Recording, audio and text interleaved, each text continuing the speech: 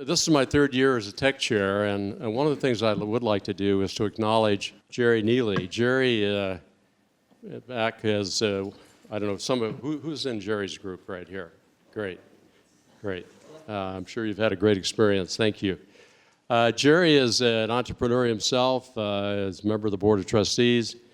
He was sharing some of the stories this morning about starting or being part of Smith International, which was eventually merged into Schlumberger, international behemoth in the oil services industry. But more than that, Jerry is a guy with a great heart. And he started this thing 10 years ago on his own. And the rest of us have come along. Now, Pete Syracusa, who's in Pete's group? Great. I've got the bulk of the attendance here. So Pete, as you know, for those of you who don't know, Pete flies in from Hawaii for these sessions. And this is his 6th year of doing it? Yeah. So, you know, all of us have enjoyed this very much, or we wouldn't be doing it. And particularly pleased to see each one of you get on with your life and find the path that makes sense for you. And so today is kind of a family affair. First of all, we have my son David, who I'll introduce in a moment. And then Brian Sullivan, who has a special relationship to our dean, Jim Ellis.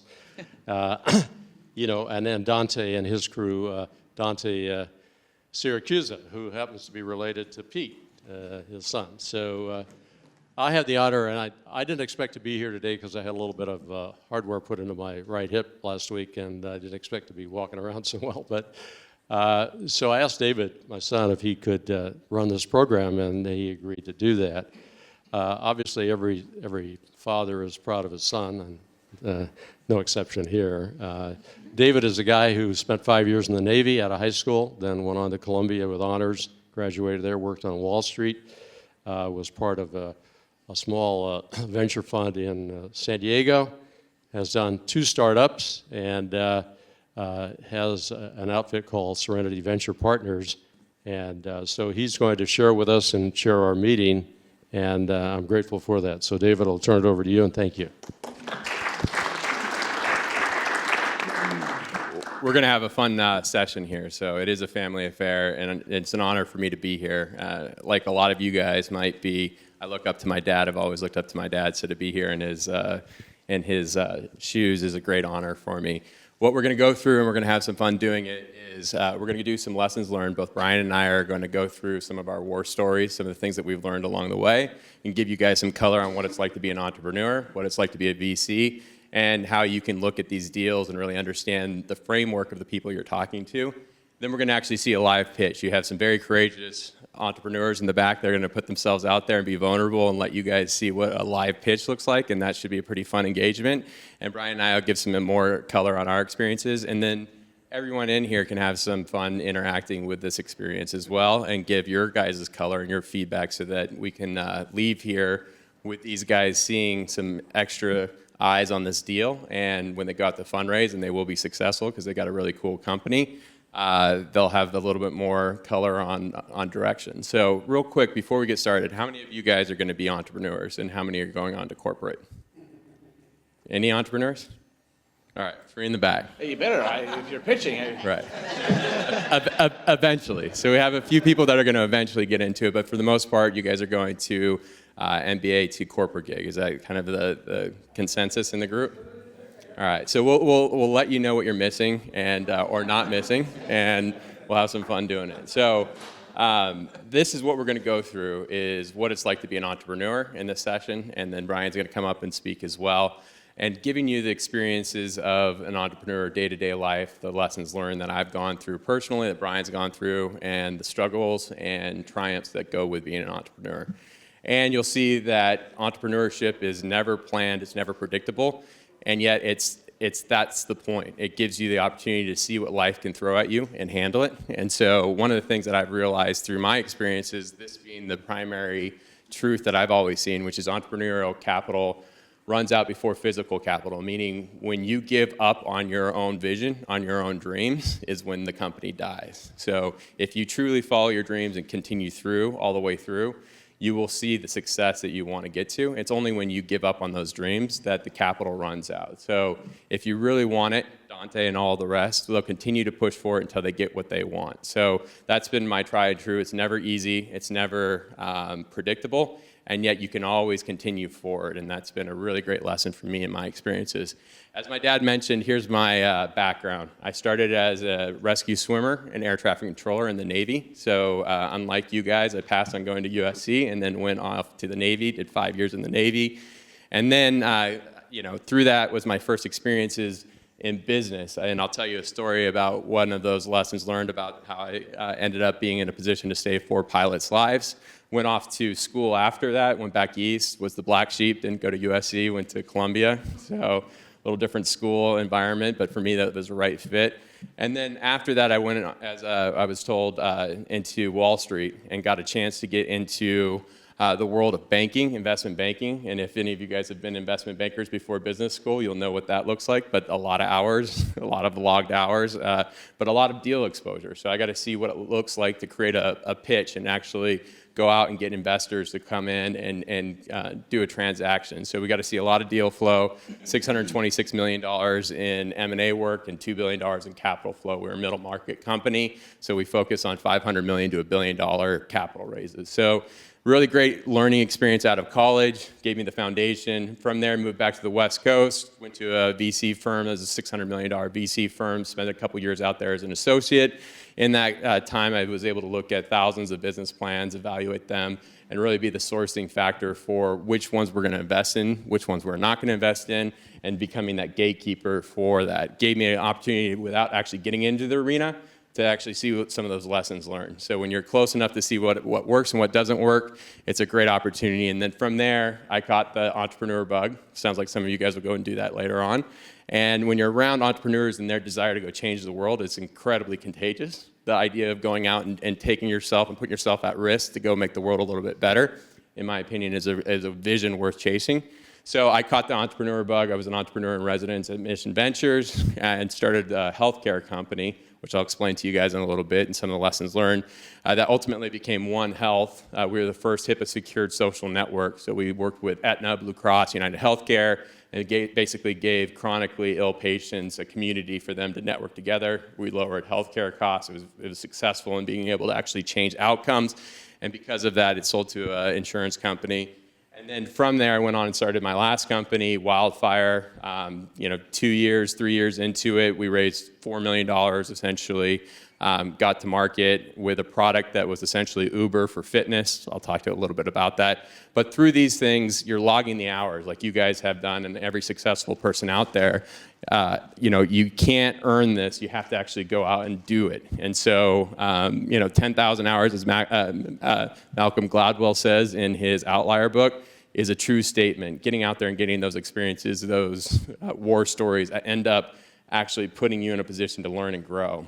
So what we're going to do in the first portion of this segment is go into the VC marketplace and the basics. So if you guys have been in a VC firm or have been around it, you'll know this, but most of you guys probably haven't. So we'll just go through and give you some understandings of it. And then from there, we're going to go into lessons learned.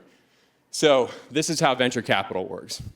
You basically have investors, limited partners, are going to put money into Brian's fund, Troy Capital. They put in their fund. It's most of the capital is called over 1 to 4 years where they're making investments, but then the VCs keep reserves in the background. That's usually deployed over 4 to 10 years. So the capital deployment cycle is usually a 10-year cycle per fund. You have the portfolio companies exit usually through an M&A activity, which is the hot topic, and then IPO. IPO has been somewhat hit or miss lately, so M&A seems to be the go-to, or non-existent, or down rounds afterwards. So a lot of companies have cash right now. It's all venture-backed, and so it's an interesting marketplace that's changed significantly. What you see is a typical fund. You have either a $150 million example or a $700 million example. They're going to make 25 at a $150 million fund, 25 investments through the course of any given year. They're making 35 or so through the course of a $700 million fund. $6 million to $20 million are kind of the go-to capital allocations for these rounds.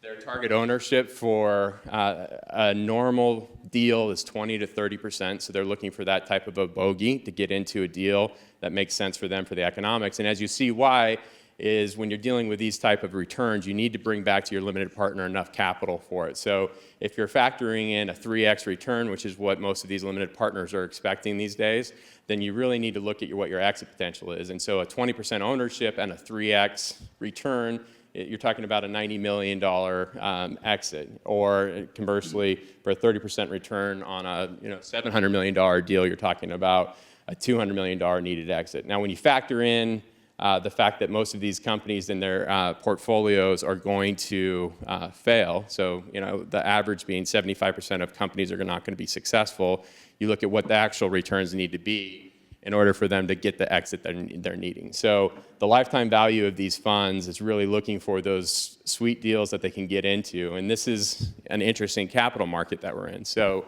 I'm not sure if any of you guys saw this. This is actually, I think, yesterday reported, but it was the biggest quarter ever for VCs to raise capital. So they raised the most money in the history of VCs. And that capital allocation, interesting enough, is still questionably being deployed. So deal flow is actually the lowest it's been since 2011. So right now what that means is you have a lot of people with cash on hand, more than there's ever really been, and yet they're looking for the right deals. They're spending the time looking at those deals, and they're not investing at the clip that they were. And I think that's an indication of what the market's doing right now. The market is somewhat nervous. Everyone has seen the unicorns, the bubble question is out there up in San Francisco. And so everyone's a little bit hesitant to deploy their capital, so they're sitting on it a little bit more than they have historically. But right now, it's a good time to be a VC. So more capital is being allocated to this class because of all the sexy deals that are out there. And those deals are getting the attention of LPs that are moving their portfolio allocations from private equity over to venture. It's historically been, private equity's been the more go-to factor for LPs because it's consistent returns. So here's what the life looks like for a VC. On any given year, we'll look at 600 or so business plans.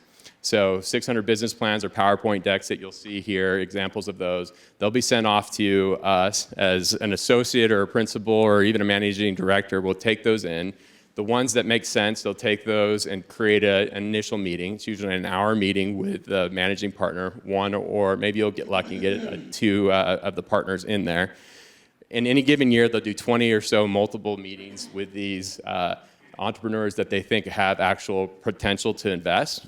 Through that course, they'll do 10 or so deep diligences, so that's a full process, usually 6 weeks to 9 weeks, so 2 months to 3 months of really going through the company, the marketplace, and understanding the dynamics, and if you're lucky, going into your background and some of the other key pieces of diligence that are necessary. They'll put on average 5 term sheets or thereabouts, and then they'll get 4 investments closed. So that's the life of a $140 million fund. Those were the funds that we were dealing with at Mission Ventures, so I have a lot of experience. Brian will talk to you a little bit more about what his fund goals are, but at a $50 million fund, you're looking at a different set of criteria. $50 million fund, you're really looking at a smaller investment stake into these companies and really putting out more deals. And Brian will speak to that in a second. But Brian's incredibly busy. All of these VCs are incredibly busy. They have an inflow of deals. Everyone wants to talk to him. When you have money, everyone wants to talk to you. And so, if you want to get in touch with these guys, sending it in to an analyst or an associate or even submitting it online, while a lot of these VCs say that that's what they want you to do, the real selection criteria comes from, can you connect up to them? So that's kind of the gatekeepers. If you can't even get into a conversation through business development relationship or any other kind of relationship, then you're not going to get the look that you need in order to be successful in closing funds. So really look at your network, look at LinkedIn, and try to figure out, how do I get in touch with a Brian, or who can get me in touch with a Brian that's a credential. So that's the selection path for getting in. Here's what we look at, and it's a really interesting set. So team is number one. I'll go into this a little bit more here, but team in a startup company is essential. Great entrepreneurs, you're looking for leaders in the field. So what's your background, what's your experience? Have you done this before? Complementary skill sets. So when you see Dante's group, all of them have different set of skills, but put together, it's a blended set of skills that makes them very formidable. That's what you're looking for as a VC. You're looking for a team that can work together seamlessly, that's got a background and ideally has done it before. Growing, changing marketplace is really important. Is it undefined? Is there potential? Is it a blue sky kind of situation? And you're also looking into the product and you're saying, hey, is this proprietary technology? Is there any IP? Is there any way that this is defensible? Sustainable advantages? What are the things that give you a differential between yourself and your deal and everyone else? So that's really important for a deal, is what makes you unique and how long can you be unique before someone comes in and replicates. In the startup world and in the internet world, it's a really hard barrier to entry to say that you're actually defensible. So you have to have something that's a very secret sauce. Usually it's execution. So competition, who's in the space? What are they doing right now? And what kind of approach to market are they going after? That's a really important factor for a lot of these deals. You don't really want a frontal assault on these industries, meaning, if I'm trying to take on an incumbent, if I'm going after Google, that's going to be a really hard sell to a VC to say, why are you going to beat Google? But if you've got a niche market or you've got a different set of criteria that you can define for a VC, you actually have an interesting conversation. What's been the norm lately, and Brian will speak to this maybe a little bit more here, is everything's niching down. So if you have a niche and you're delivering to a specific target group of people, if you can find that group and identify that group and really deliver a set of service that they're interested in and still have a big enough marketplace to create the exit necessary, that's really where these entrepreneurs need to be looking, because it gives you a set of defensible criteria. Capital efficient, are you going to be a heavy capital intensity? When I started as a VC, it was all chips and manufacturing. That is not the norm anymore. There's very few people that are investing in those type of hardware, sophisticated things. Everyone's going after the flyer deals, which are the internet deals, because there's not a lot of capital relative to performance. Scalable business models, how fast can you scale this? How many cities can you bring this out to? What kind of market dynamics can you take and replicate quickly? And a lot of that goes back to the team. And then what's the valuation? So if you ever get questioned on your valuation, oftentimes the best approach is saying, what would you think this is worth? Because you don't want to get out the gates and not even get started because you said, hey, this is a $20 million valuation, in my opinion. It's allowing the other people to see what they think it's worth, and they're going to give you a sense of that deal value, and whatever anyone's willing to pay for it is what a deal's worth. So what the real criteria is, and this is the things that aren't normally selected out, but this is the secret sauce, is have you done this before as a serial entrepreneur? Have you been successful in the past? Even if you've not been successful, have you learned? And what have you learned, and how can you apply those learnings so that I'm not the one investing in you and making the lessons learned happen? I'm actually allowing your background, your experiences to play forward for me. Companies in revenue looking for growth. If I can get a great deal, I'm going to always get a great deal, right? So if it's a Series C deal where there's revenue, predictability, a great team, and all this, and I can come in and get a valuation or scoop up a deal here, I'm going to go after it real quickly. And then what's the next big thing? I mean, you see this Me Too factor, right? The Uber for everything is kind of everyone's got that out there, but it really is a phenomenon. And the reason being is VCs are lemmings, in that they really don't want to be the first movers, and oftentimes, so they don't want to take that initial risk and be out there and exposed and maybe look dumb. But on the other side, they don't want to be the last mover. So if you think about it from your perspective on how you're going to present to these guys, that's the dynamic that you can use as a lever to help motivate them, is they don't want to miss out. So fear of missing out, FOMO, is a big issue. And on the other side of it is they don't want to be the first people there. So keep us posted is oftentimes what you're going to hear as an entrepreneur. That's really interesting. Just keep us posted. Give me some updates along the way, which really is standing for I'm not comfortable yet moving forward. So show me some execution is oftentimes what they'll do, especially if you're not a serial entrepreneur. Team. Why is team so important? Well, here's the thing. We went through all those valuation criteria. All of these things are great dynamics, but when you're looking at a P&L, profit and loss, you're really looking at a P&L that's just basically assumptions that are made up, right? And they're best guesses, and they're the best intentions of what the business could do and likely will do. But and I'll show you some examples of where I've missed the mark on these numbers, because it's so hard to predict. So really you have no basis as a VC to know about any of these different drivers. So the only thing that you really know is the team. right? So are these people going to take your money and execute well with it? That's the best example, because doing a discounted cash flow on a VC investment or P&L is just not going to make a lot of sense to do, because there's no predictability to it. There's no history to it. But when you look at a team, you can get to the heart of the question right now. Are these people going to go the distance? Are they going to put that all-out effort there and keep going and going and going, like we said, that entrepreneurial capital? So here's some criteria that they're going to be looking for when they evaluate you. What have the team members done in the past? So when you look at Dante and their group, look at their backgrounds. They've all done historically entrepreneurial activities. So they know what it's like to be out there and have to go and really scramble to kind of make the world work for them. Has the team worked together in the past? It's a big issue. So like for me, when I go and start a new company, I have a group of people, my CTO and a lot of the team members follow me from company to company, and that's giving me a huge advantage to these VCs and investors, because they know we know how to work effectively together. They know we know each other and how to trust each other's realm of responsibilities, and that makes a big effective efficiency that you wouldn't get elsewhere. Does the team have the right skill sets? So have they done something similar in this stage of an investment or this type of investment in this industry with this business model? Do they have any domain knowledge that would give them an advantage over anyone else doing this? Can the team be supplemented to achieve success? So, a lot of these VCs have talented entrepreneurs and other resources that they can bring in, and once they invest, they will bring those in, and oftentimes that's part of the benefit of having a VC at the table, is you can actually afford to bring in the talent necessary. So can they bring in people to help you out? Are you open to that concept? We used to ask all the time, would you rather be rich or would you rather be famous? If they wanted to be rich, then we'd always invest in them, because that means that they probably would be willing to come out of the CEO role. They don't need to be in the front.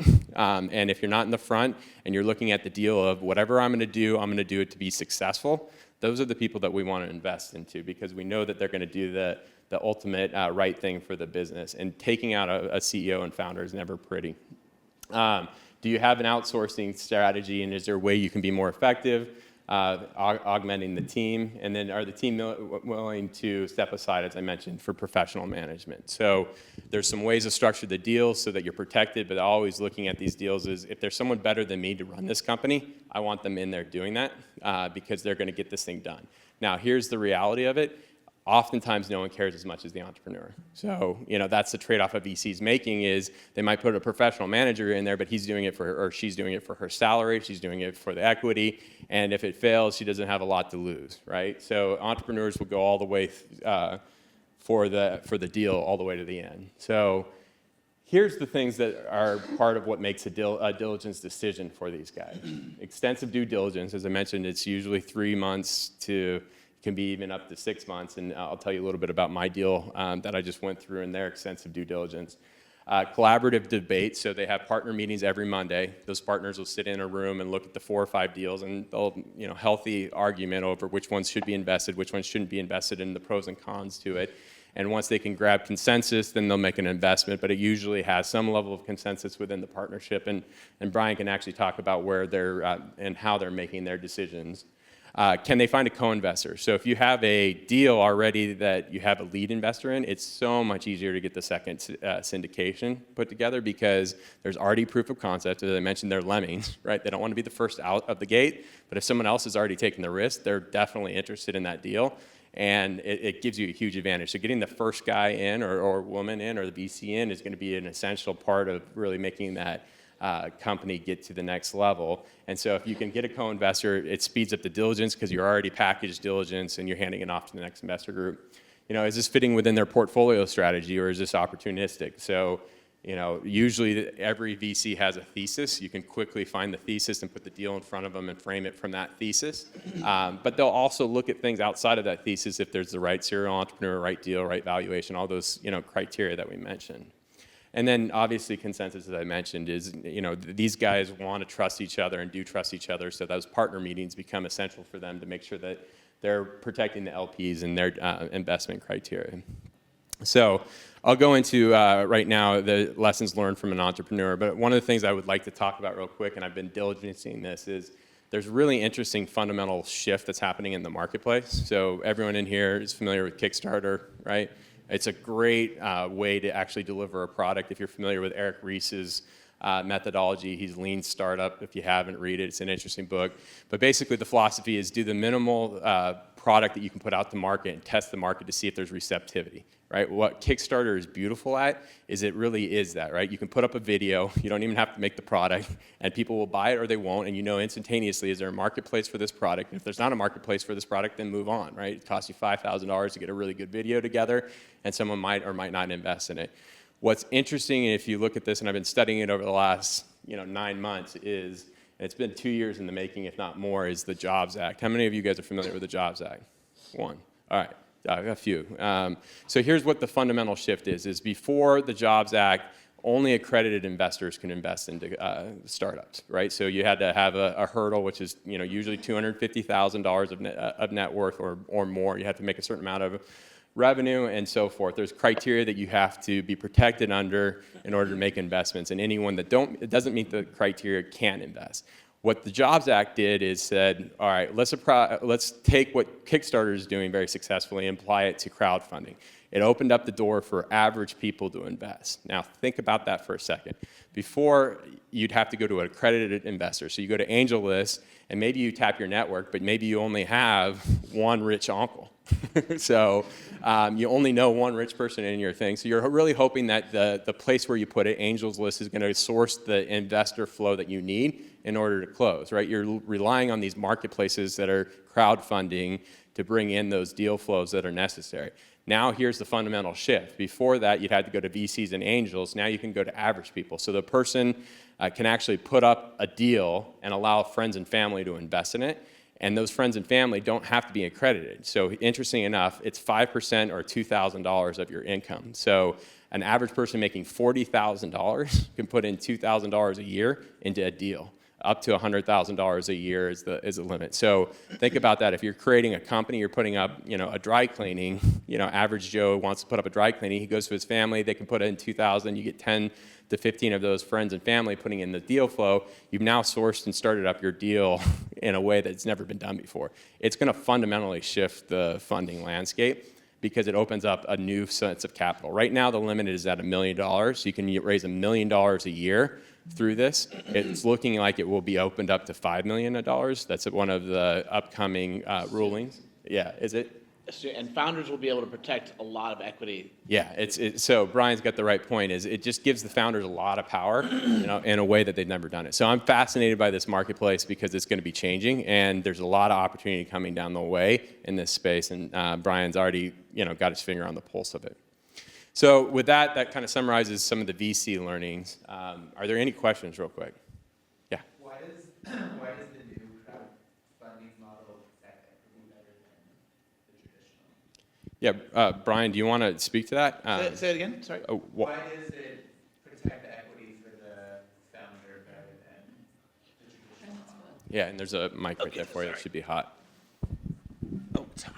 I'll move over one chair here. I'll take the middle seat here. Thank you. Because the entrepreneur can set the terms in an online offering for the investment. So whereby there's a back and forthness with a term sheet between a venture capital firm and the target investment company. The target investment company in this case sets the terms and puts it out there in an offering. Now, just like crowdfunding, it could go nowhere. But if it's a very well-received product and or service or software that's out there, they can set their own terms, their own ownership. They can set their own cap table. So it's going to fundamentally, and what I was doing here is writing some notes on this because I want to speak to that and how, as a venture capital firm, we are already planning for this to be a fundamental disruption in our industry. And frankly, it's something that's a long time coming. And how we are positioning ourselves to differentiate and why we're going to be much more important to an entrepreneur than a typical venture capital firm. Yeah, and that's the other thing, is it makes the venture capital firms have to tally up and add more services and offering and value to it. Those selection criteria, because they were the only ones that had the dollars, are changing, right? So now they can actually, they're not as much in the driver's seat, so they have to add portfolio services a lot more to it. So you're setting the terms, as Brian pointed out, and you're really more in control of it now. The deal might or might not take off, like you've all seen Kickstarters never get funded, but at the same time, a lot of those deals will get funded, and it will change it. Now, what's unknown in this space is really the exit potential. Like, when do these things get liquidity, right? It's a lot of these average Joe dry cleaners aren't getting liquidity anytime soon. The average time frame for a liquidity event, or at least a desired liquidity event, is 7 years out. So that's the target that a VC is, and there's not necessarily a marketplace for the roll-up of these things. So there's some unknowns in this space, but it's going to be an interesting thing. I'd watch it real closely. So moving into my entrepreneurship, I've done a lot of different things. I've been in a lot of different experiences. A quick question for you. I mean, I've been in the Navy. I've gone to Columbia. I've gone to CIBC and been an investment banker and being a VC. Which one of these do you think is the best experience gainer to be an entrepreneur? How many of you guys say A? How many B? C? D. A is right. You guys got it. So here's the thing: is I started my career, as I mentioned, as a rescue swimmer, but then I blew out my knee, and instead of getting out, I wanted to finish up my tenure in 5 years. So I went over and became an air traffic controller. I did that for 4.5 years, both on a station land duty in San Diego. I ran the whole airport there and controlled all the airplanes, but then also on a carrier. One of the things that I learned with air traffic control, and really in the Navy as a whole, was my first business lesson that I've always applied, and it goes to a story that was really interesting and actually goes back to where those medals were awarded.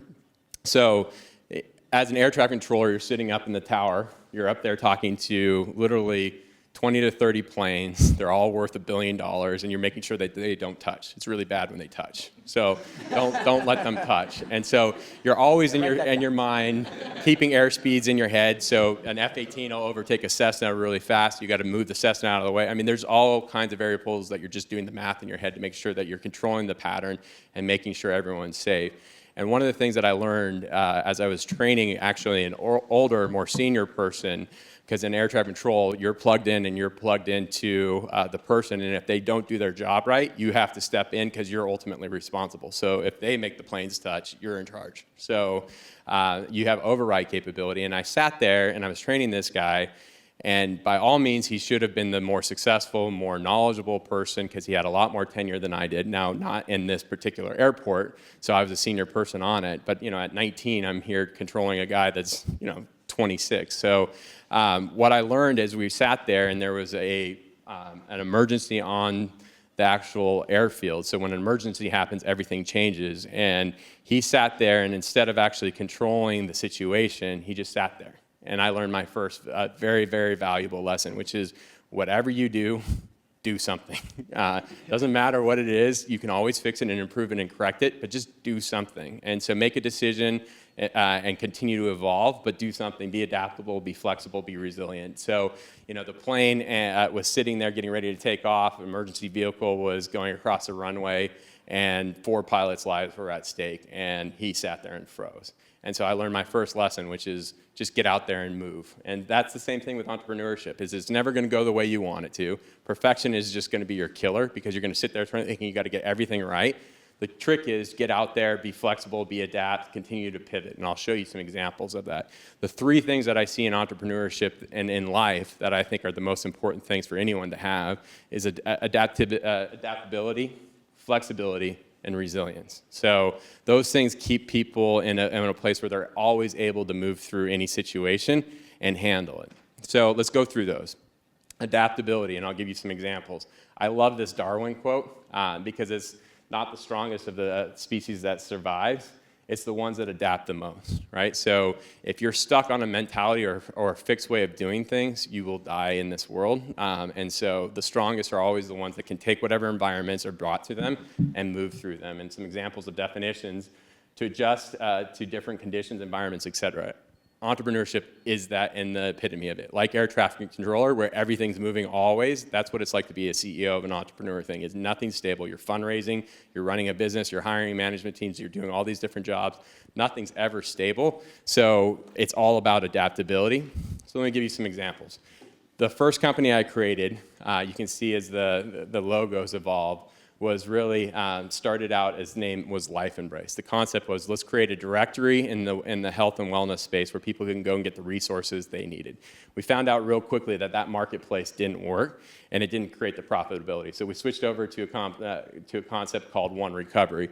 We started selling it to treatment centers across the country. So it was their aftercare product. It kept them connected to their patients as they left, and then it lowered the readmissions rate.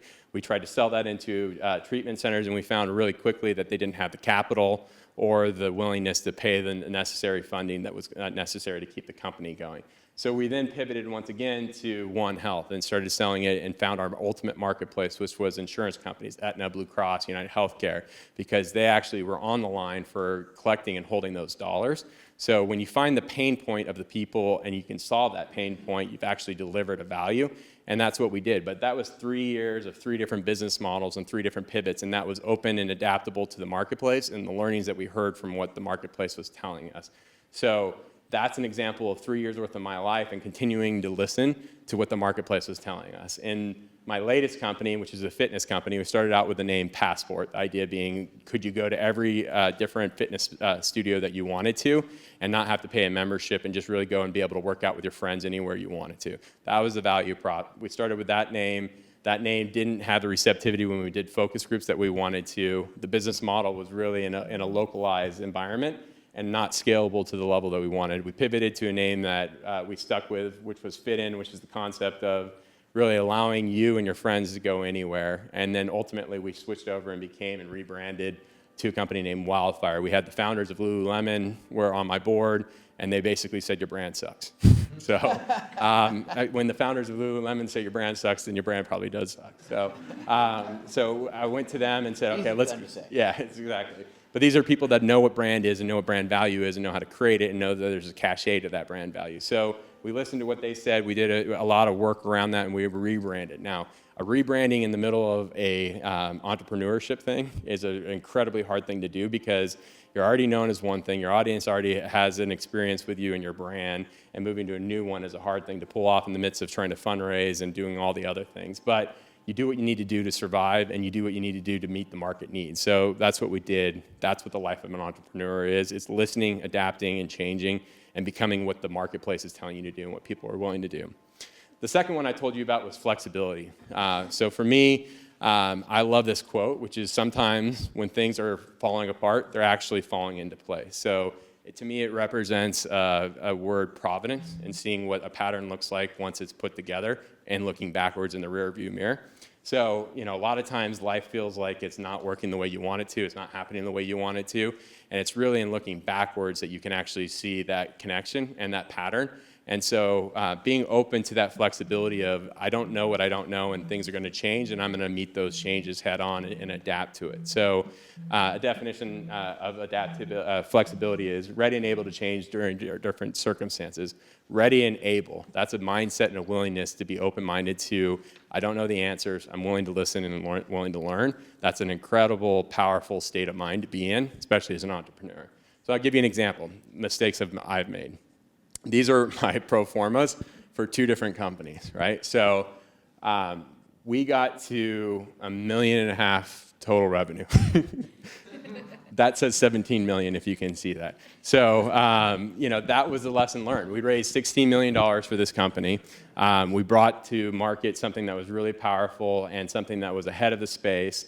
Actually, our competitors are worth $1 billion right now, but they came in 3 years after us, so we actually softened up the marketplace. So a really good lesson learned is you can have the right idea, the right model, the right everything, and miss the timing of the market. Being ahead or being behind is a really painful lesson to learn, and we were the guys that were the first ones through the wall. The first ones through the wall always get bloody. So, on the other side, there's some defensibility to being the first guys through the wall too, if you can make it successful. But clearly we had to find budget for these things from the insurance companies that didn't have budget. There's a lot of issues that went into it. We got trapped in pilots and so forth, and we totally missed these numbers. But I put this up there because it shows, just the plausibility of what something can be. These were legitimate assumptions that were based off of legitimate drivers in the model.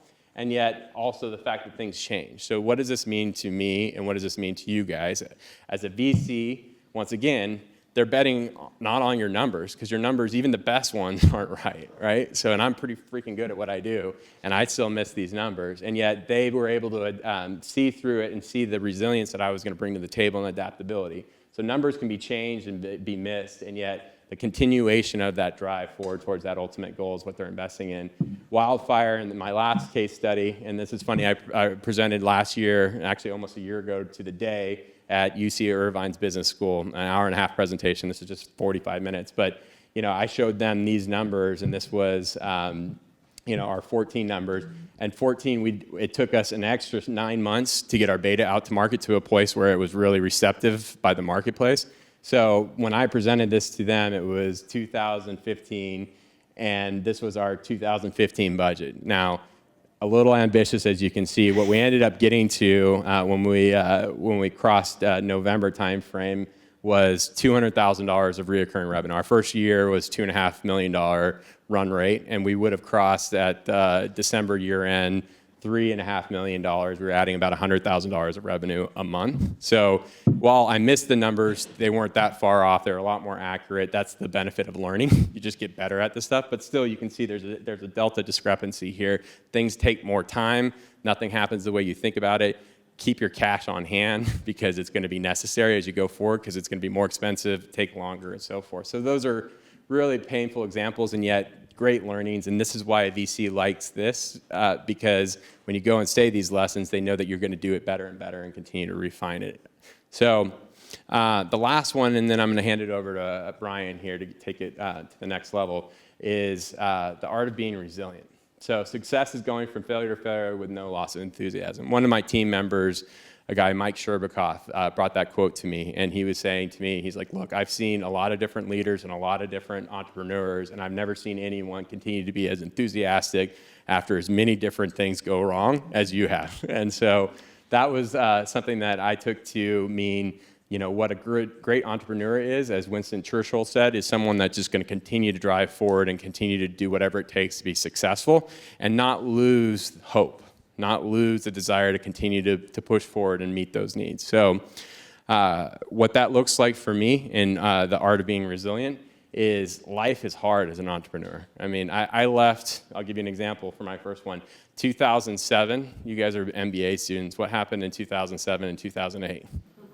Bad things happened, right? The crisis of credit hit, everything went dark, no one was fundraising, and I made the decision in December of 2007 that I thought it'd be a great idea to leave my entrepreneur in residence steady job at a VC firm that everyone was trying to get into and go start my company, right? So I left and then went through the hardest capital raising time frame that there's ever been in this lifetime that we're going through, and that's unpredictable. You just don't know that. The credit crisis started hitting, as you guys know, in your case studies in January. It was really full force by summer, and I was already into this company. So once you're into something, there's no stopping. You got employees, you got payroll, you have all these different dynamics, and things just happen.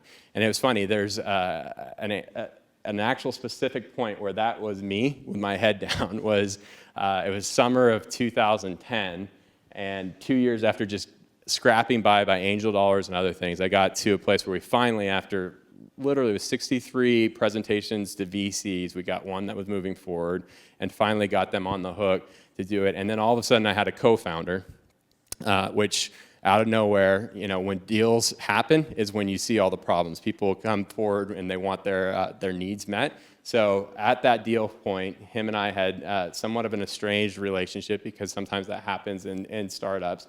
And he was no longer in the company, no longer doing anything. But at that point, he was able to go, I'm holding you hostage, because he knows that if I go to the VC after having gone through this long list and tell him I have a co-founder issue, VCs hate hair on the deal. And specifically if there's an issue with founders. Yeah, I mean, it's natural. It's always going to happen. But a co-founder issue is just a nightmare, and it makes VCs run for the hills. So, he holds me hostage in the middle of this, and ultimately I'm left in the summer timeframe after going through this whole portion of getting a deal locked up and into term sheet, making a decision where I'm scared as heck that these guys are going to walk, but I had to go back and actually tell them, hey guys, I have a co-founder issue. Now, luckily these guys handled it well. They basically called it moxie and said, we got a lot of moxie. And so she came forward and just called out the other co-founder and ended up taking care of the situation with a small settlement on the side, and the situation went forward. But that's what it's like, is you get finally the success that you're trying to get to, and all of a sudden everything comes crashing down. And so that's the entrepreneurial world. Case study 2 is this last company. So in this case, my first company, we were able to close $500K out of the gates on a PowerPoint. Just the idea was enough to get people excited and moving them forward. And also being at a VC firm as an entrepreneur in residence really helped significantly. Wildfire was a different story. We started that on entrepreneur bootstrapping. So I put in all of my cash and made that company up and run, and took that for the next 18 months. But literally for 18 months straight, every month, I had to close anywhere between $2,000 and $50,000 or the company was out of business. So versus collecting all the cash up front, I had to continuously create an environment where I was closing or the end of the world was happening. So a game of Russian roulette that's not a fun game to play. And so that stress ultimately takes a toll on entrepreneurs. So it was a really good lesson learned for me that, go out and get the capital up front, or necessarily don't start it, because it takes a heck of a lot of energy to be in that state of stress consistently in the midst of all the other stressful things that you got going on. Now, that's not actually the story. The story actually ends with things don't always work out the way you wanted it to. So we closed $4 million of angel capital. We were very successful. Things never. Yeah, Brian's got it right. Things never work out the way you want them to. And yet, that's the whole point, is that, that adaptability and the ability to move through things is what really you're testing in this thing. You won't get that in the corporate world, but if you want to try your skill sets, become an entrepreneur. So, we got to I told you about the diligence phase. We got a private equity firm last year at May come in and preemptively take us out. I showed them the pitch, which I can show you guys later what I actually did to close them. It's a 10-slide pitch deck. And preemptively, they took us out. We didn't even go up to Silicon Valley. Mistake number one.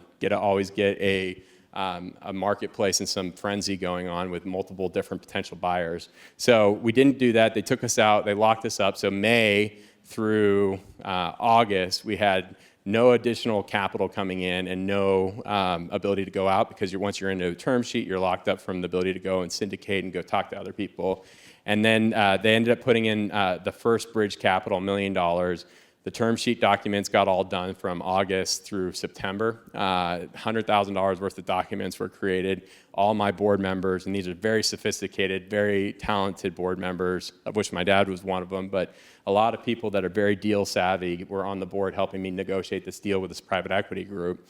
The private equity group ended up 2 days before we were supposed to close and have a board meeting, calling me up and saying, we're no longer going to invest. And so that's the reality that I was faced with. And so with that, we spent the next month and a half trying to accomplish the unaccomplishable, which is getting capital in. So it's a very hard circumstance to do when you don't have the time and the runway to do it, because it usually takes 3 months, maybe 6 months to get a deal funded, and you're running a normal pipeline through it. Ultimately, 2 days before they gave us that news, there's nothing my board and I could do.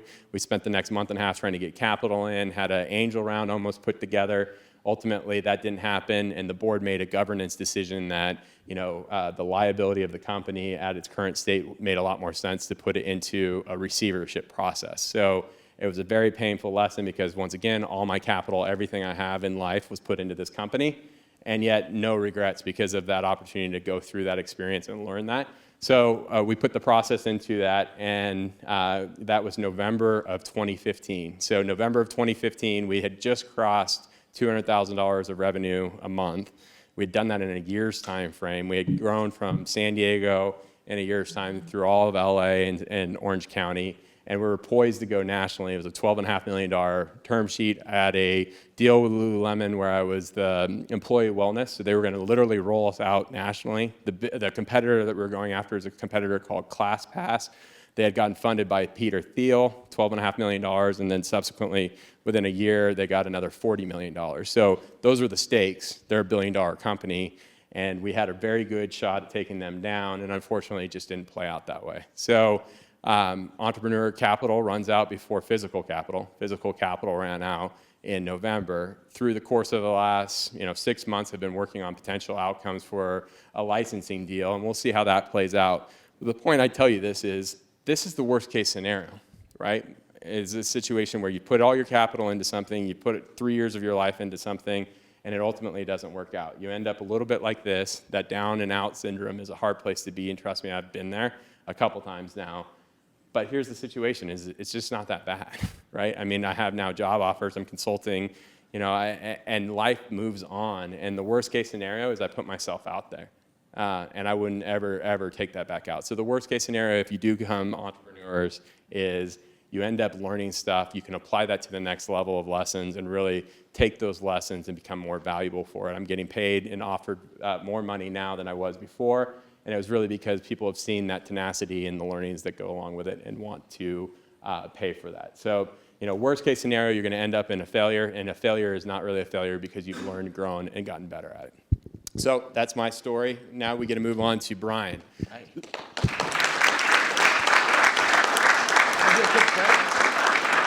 Yeah, Pete. By the way, your experience with the VC that at the very last minute came in and told you they weren't going to participate happened to us when we bought Baja Fresh.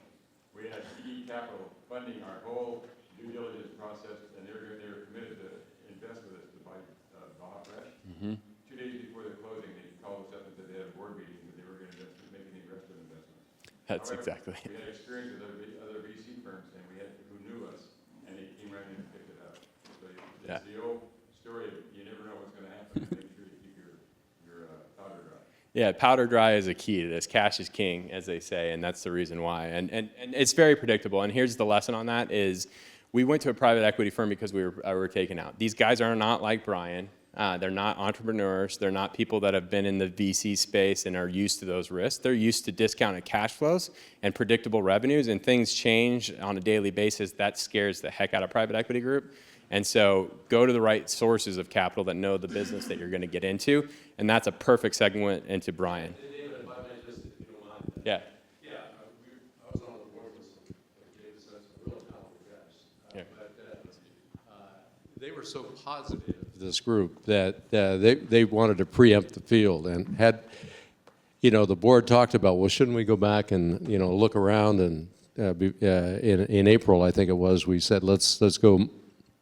I've got a couple of things we need to get done, and then let's go look for money elsewhere. But they came in and they were so positive. We're going to close this thing. We got the money available. Very tantalizing kind of an approach. And I think all of us were swooned into this thing thinking, well, these are sophisticated guys, and they know what they're doing for some reason. And what one of the managing partners told me is the reason we're doing this, we're investing in your son. We think he's got the talent and the team he's bringing around him, and we're prepared to go all the way. We got the money, and we were swooned into that. And that was a mistake that I think the board made and should share in this thing, is that we all felt, okay, well, and we relaxed, unfortunately, and we got to the 11th hour, and the bell didn't ring. So. Well, and then this transitions us naturally to Brian, who is a seasoned entrepreneur and a VC guy. If you're going to take capital from him. As you see by his background, he's done many, many different things, and these are the type of people that you want to take. They're good people. They know the business. They can add value. They can be the asset that you don't necessarily have in your team or can afford in your team, and they bring a lot of experiences. So this group, Troy, his partners, I know them all. They're seasoned guys, founders of MySpace, and Brian's as seasoned or more than all the rest of them. So with that, Brian, here you go. If you don't mind, I'm going to stay seated only because I had a knee surgery about 5 years ago, and after about 15 minutes of standing, it starts to throb a little bit. I was going to keep this a little bit more interactive and conversational, if that's all right for everyone. And so, if you have questions anywhere along the way, raise your hand and interject a question. You're here on a Friday morning, and I can promise you, in my entire MBA career, that I never made a Friday morning session anywhere. So you're already ahead of the game. I want to add value to your experience here. So if there's anything that you want to learn through my talk, please tell me now so that I can touch on it. If there's anything that you came here, yeah. You mentioned one of the things that IPO is not even a thing, but at the same point of time, a lot of entrepreneurs, when they start a company, they have this idea that they're really passionate about, and maybe going forward, they don't want to sell it to another big incumbent or something, and at the same point of time, they want to grow it largely by themselves. So as a VC, do you ever encourage them to go through that route rather than have an exit strategy? Well, we always have an exit strategy in mind, it should be more than one. If an IPO is the only potential exit strategy, then there's a problem. And I'm really skipping ahead, but I want to add value to your experience here. Currently, there's about 15 or 20 unicorns out there, for using a terrible media term, of anything that's worth over $1 billion out there is a unicorn. And there is a logjam of these companies out there that have gotten to these valuations that are absolutely stratospheric. And they're on their Series G and Series H rounds of financing, where they've taken in anywhere from $20 to $50 billion of private capital, who is expecting an exit somewhere. Where else can a company go to provide return for their investors at those levels? It's an IPO. That's literally the only exit out there. There's no other financial institution on the planet that's going to be big enough to make them whole for the 2 times or 3 times 3x return that they're looking for. So we have this, and this is kind of the dirty secret in Silicon Valley right now, that there's this log jam of, and at the top of the list, you've got your Airbnbs and Ubers out there, and then going down to Lyfts. And here we have Maker Studios. So, and by the way, Dave did a phenomenal job of explaining what venture capital is, and I'm going to steal those slides to explain to my wife and kids what Dad actually does or is going to do for a living. So the point being that there's a huge logjam for those companies, and their only exit now is an IPO. There's no one who's going to buy them or acquire them at those valuations. Facebook is not going to acquire those valuations. Apple, these are the companies that are flush with billions of dollars of cash. So that is something as a venture capitalist that we would not look at all. So I hope that answers your question. Does that answer you? But to entrepreneurs, we look at a wide array of exit strategies. Is it something that we can harvest? Is it something that is more attractive to the private equity markets? Is it something that's attractive to lots of different acquirers? And that will kind of segue into, I've spent my entire life as an operator and an entrepreneur. So I'm going to tell that story, and hopefully that'll open up some questions. And we grew our company, Forwardline, with the express intent of being an acquisition target for a multitude of different specialties. And that's probably a pretty good segue to start off with right now. And I'll also start with a very funny story. So this is probably the last time I wore a tie, other than to a wedding or to a funeral. And I forgot that this day at work that they were coming to take these professional photos for our new and improved website. So I had to run down the street to Neiman Marcus and buy a tie. I literally was like, okay, that tie, I'll take it. I paid for it. I looked at the receipt, and it was $220. Apparently I have really good taste, even though I don't wear ties. So I ran in, I took you can see my hair's a little windblown there. Literally took the picture and ran back to Neiman Marcus and returned it. Okay, if you learn anything about entrepreneurial thinking, that is the way that an entrepreneur works, okay? So I'm very proud of that. I saved $220 and took a great photo. You can't even tell it's a really beautiful orange tie. So I'll go back and I'll talk a little bit about my operating history, and then after the pitch, I'll go into Troy Capital? I think that's better, or It's up to you. Why don't you do that? And I got your PowerPoint up there. We can pull it up, and I can even sit your knees down. I can navigate it for you. Okay. So I started here at USC in 1989. I was a freshman here. I was having a really good time. And I managed to get myself kicked off the tennis team here at USC after walking on. I think I was on the team for about 42 days. And so realized that self-control is not really one of my assets. And so realizing that, I transferred to Northwestern, finished there. It was a little bit more Midwestern and discipline for me. It worked out great. Came back to USC in 1995. Which was where I met my current business partner, and that's a fun story that I'll get to when we get to our deck. You guys will appreciate this. As an MBA, I was not necessarily lighting the world on fire academically, and they had this, you could graduate with honors, and I was nowhere near that, but I discovered there was a bit of a loophole, and that if you actually did a thesis and you got an A on your thesis, I don't know if you can still do this now. Did anyone research this? You can't? Okay, but if you got an A on your thesis, you could graduate with honors. And I was very close with my entrepreneur professor here at USC, and I was doing my third class in the stage class. It was the intro class, the feasibility class, and the business plan writing class. And I said, if I wrote a business plan and a thesis about doing a leveraged buyout of a golf apparel company, it's a real company, it's a real thing, it's what I want to do right out of my MBA, would you be my thesis director? And he said, I've never done it before. Absolutely. Again, entrepreneurial thinking. And he was a golfer, thank God. So together, we worked on my thesis here of doing this leveraged buyout of a golf apparel company here in Carlsbad, California. I got an A, and I graduated with honors, and absolutely, I think my parents would have fainted. They almost fainted at the graduation ceremonies, because they were about to yell, Brian Sullivan without honor, when they yelled my name, and they said, with honors. And they're like, how the hell did that happen? So I finished my MBA here, started a finance company called Rolling Oaks right out of the gates there, doing short-term lending and venture capital to tech firms here in LA. The world blew up a little bit, not in the 2007, 2008 scale, but in 2002, it blew up certainly that's when the tech bubble burst. We lost a great deal of capital, and there's some great failure stories in there. If we ever have time, if you want to earmark a little time for some failure stories, I have a great Adelphia story. Great depending on how you look at it. It's funny now. It was not funny at the time. But then my partner and I, who I consider my first wife, we've been together for 17 years, and we've only had one fight in 17 years, and we complement each other very well. We were trying to figure out, so we had all these loans out there, and every one of these companies that we had in our portfolio, they decided to pay themselves first, and then they would get around to paying their creditors. And we said the Holy Grail, there's two Holy Grails in lending at that time. You have to think back to 2002. You guys were probably 8. In 2002, first was the ability to lend to small businesses. Okay, that was still the Holy Grail. It was very expensive to do that for banks, and it remains to this day. And being able to control their ability to decide to pay you back or not to pay you back.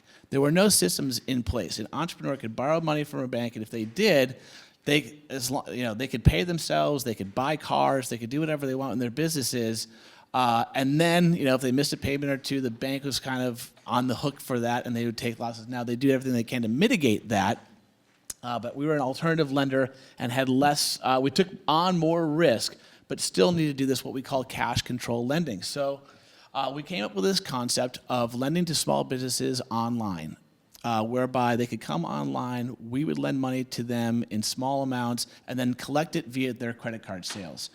We were at the time lending money to an infomercial guy. You guys have seen the Thigh Master? Do you know what that is? Do you remember what that is?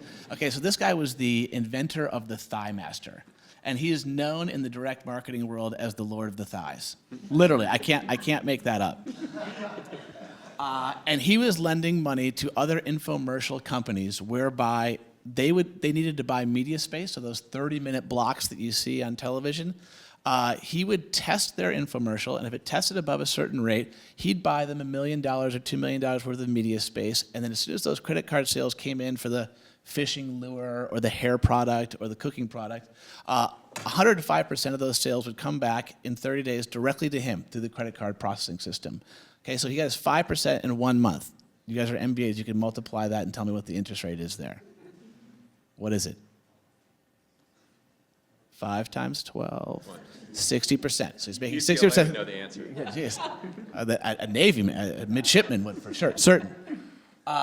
Anyway, so he's making a massive return on these things, and he's splitting the credit card sales. So the credit card sales, if you imagine a river, would go to him first for the first 105% of his money, and then it would flow back to the fishing lure people or the cooking product people. And we were lending money to him at high rates, and he was making a ton of money. So we said, wow, this is a very slick application. If we can apply this, I have to give my partner most of the credit here because it was he who really researched and dove into this as I was trying to recoup all these different losses from different companies we had loaned money to, whereby we could lend to Main Street USA using this same approach, whereby we would lend them the money and then collect it via their credit card sales. We'd really have something here.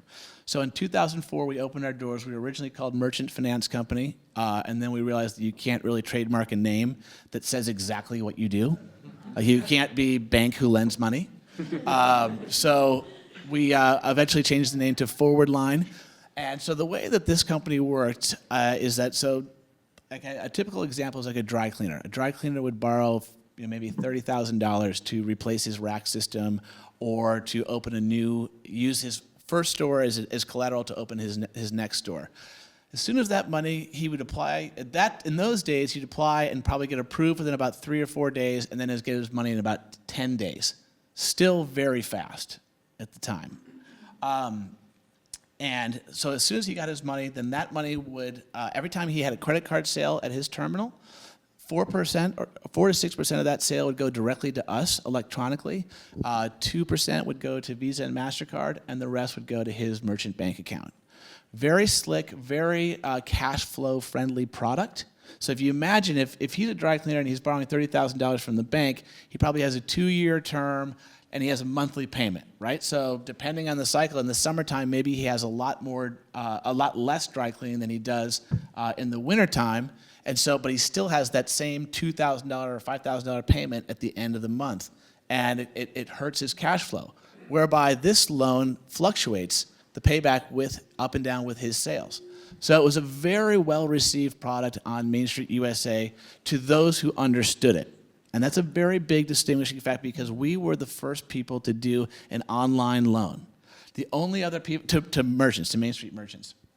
The only other people out there was a company called Advance Me, who was doing this on an advance basis. So they're skirting the lending laws out there by calling it advance, where they would purchase future sales of the company in this convoluted language, and their interest rates started at 55% and went to about 155%.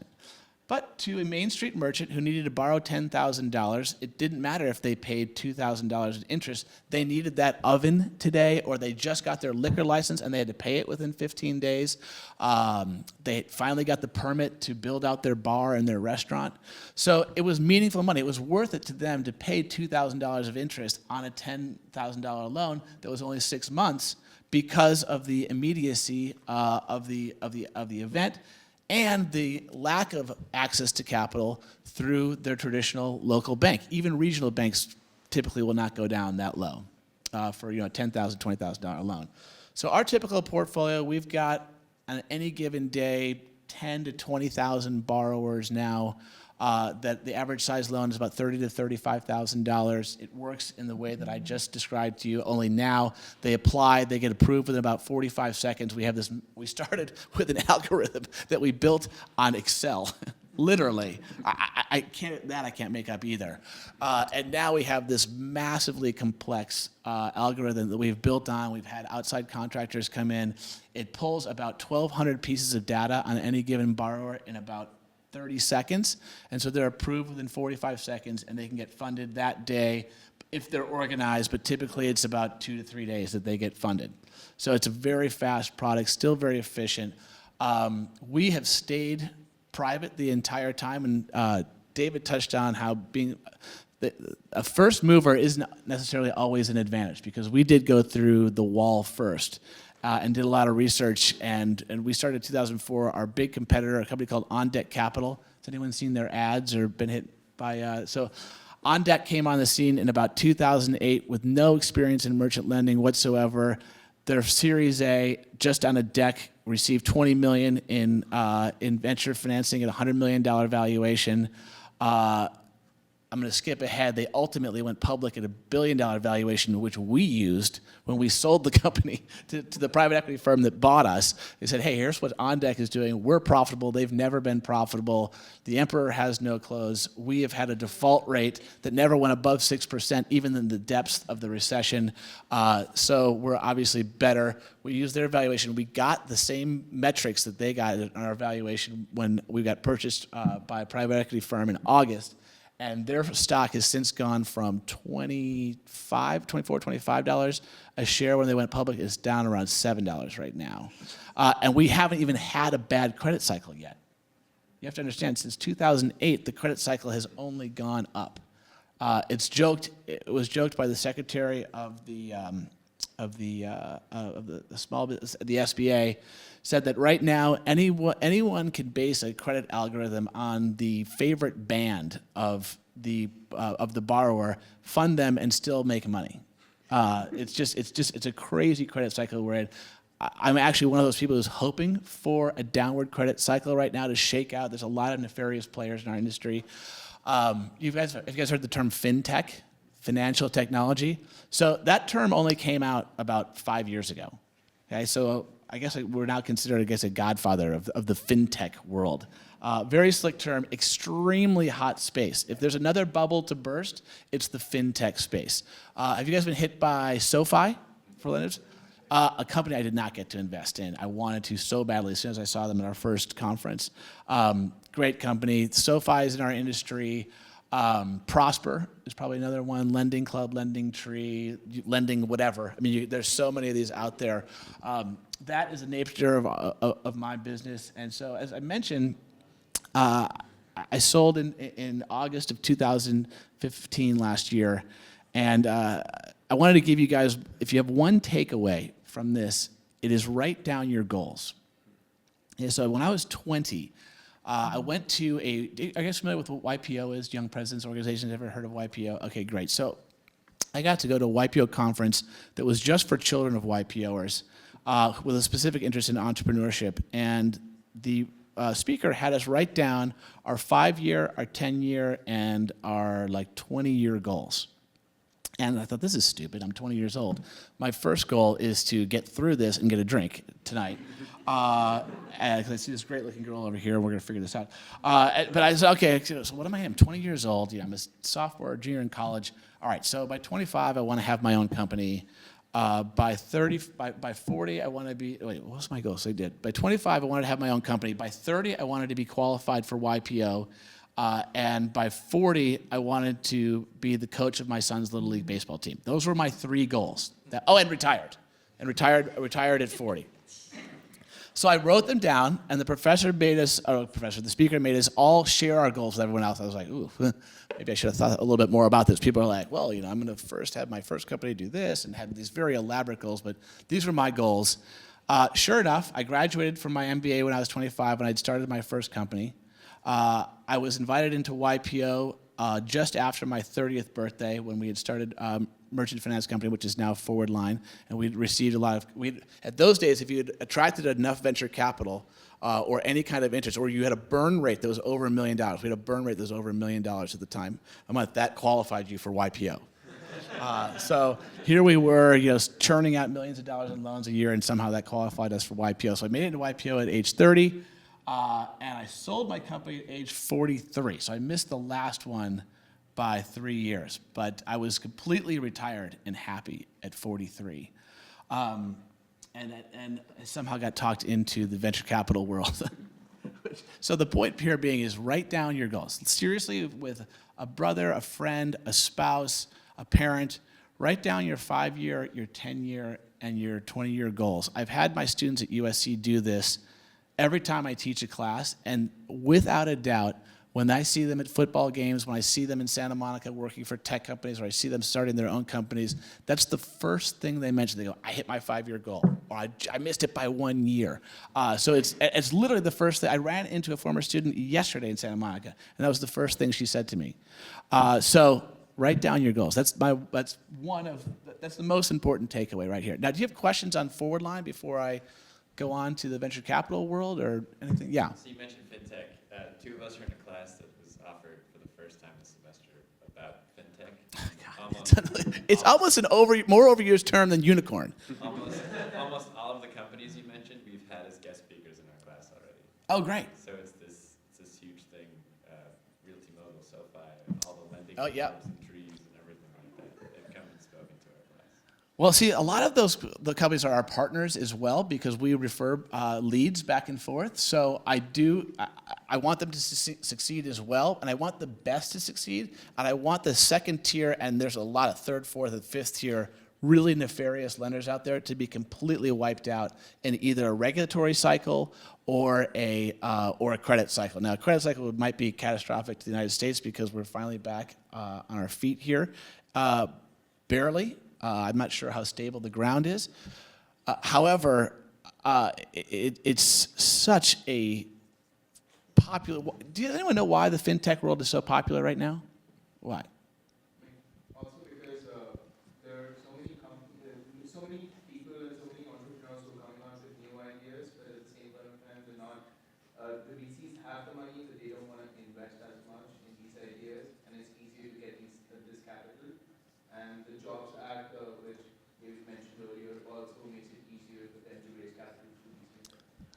you're circular. You're around the hoop here. I thought it was because of the basic micro loans that it didn't matter if you had 25, 30% fall rate, as long as your interest rate was high enough for you that you could just lend. Yes. Okay. So this works on both sides. So it's access to capital for consumers out there, right? So you can get a $1,000 car loan, and there's so many specialty lenders out there, and you can set your interest rate on Lending Tree or Lending Club, what have you, and they'll create a risk profile. On the other side of that, there's all of these institutions out there who are debt focused. Now, where can they put their money right now, other than in these lending platforms? They can do corporate bonds, they can do municipal bonds, they can do treasury bills and whatnot. What are those returns right now? Minimal, right? It's practically free. However, so there's a massive flight to what we call yield. Okay, so the flight to yield and the yields that are coming out of the platforms, the lending clubs, the SoFis of the world, it's not peer-to-peer lending at all. It is institution to individual lending. That's exactly what it is, and it's disruptive. It's cutting out the Capital Ones of the world. It's cutting out the Wells Fargos of the world, and so it's disruptive. But it's this massive appetite for this huge investiture in hedge funds and private equity funds who have got to make this money create returns, that money is getting crammed through the lending trees and lending clubs and Prospers and all these different loan marketplaces in the United States and abroad. So it's this massive appetite for yield and for return that's I hope this is not terrifying. As the words are coming out of my mouth, it's actually giving me anxiety. I can feel my heart rate going up. Because when you have the appetite for something like this, it reminds me a lot of 2008 in the asset-backed security space as well as the mortgage-backed security space. I mean, the appetite then, I think the last thing was only about 25% of the appetite right now that's out there in a much less regulated world, if you can imagine that. The lending platform space is less regulated than the mortgage lending space and not secured by the U.S. government. So it's a little bit terrifying on that front. So it's with trepidation that I say I would like there to be a credit cycle. I'd like there to be a shakeout of all of the nefarious players out there whereby the best players kind of succeed, and we can work with government to regulate these industries and make them friendly for both consumers and small businesses. Were there any other questions on my operating history? I will tell you one other slick thing about Forward Line and our model. I'll get it. No, I'm just kidding. Is that what we now have? If we don't have the lowest rates in the industry, we are among the lowest. People always ask us, well, your interest rates are probably start at 25% and go up to 55, what have you. It is risk dependent, okay, and what we crunch through our credit decision model, but our lowest interest rate is 8% for small businesses, which is incredibly competitive. Banks will lend to small businesses at about prime plus 2 or 3 at the lowest end, so we're right there in the banking realm, and we'll go up to about 25% for our higher risk customers. Average is somewhere around 16%, which is by far the most competitive in the industry. The reason for that is we have stayed private. We don't have anyone else to answer to. The money that we started the company with was our own, my partner and myself. And we have a large credit facility with East West Bank here in Los Angeles, who's been a phenomenal partner. But as soon as that $1 comes in, so if I'm borrowing from Chelsea's dry cleaning, if I'm lending to Chelsea's dry cleaning company, her dollar starts coming in tomorrow, okay? As soon as I take that $1 in, I then lend it out to his restaurant over here. So if you can imagine, our inventory is cash. And so we have a cash inventory of about $45 to $50 million. We lend over $170 million a year just with that portfolio. So we turn our cash inventory over 2.5 times a year, almost 3 times a year.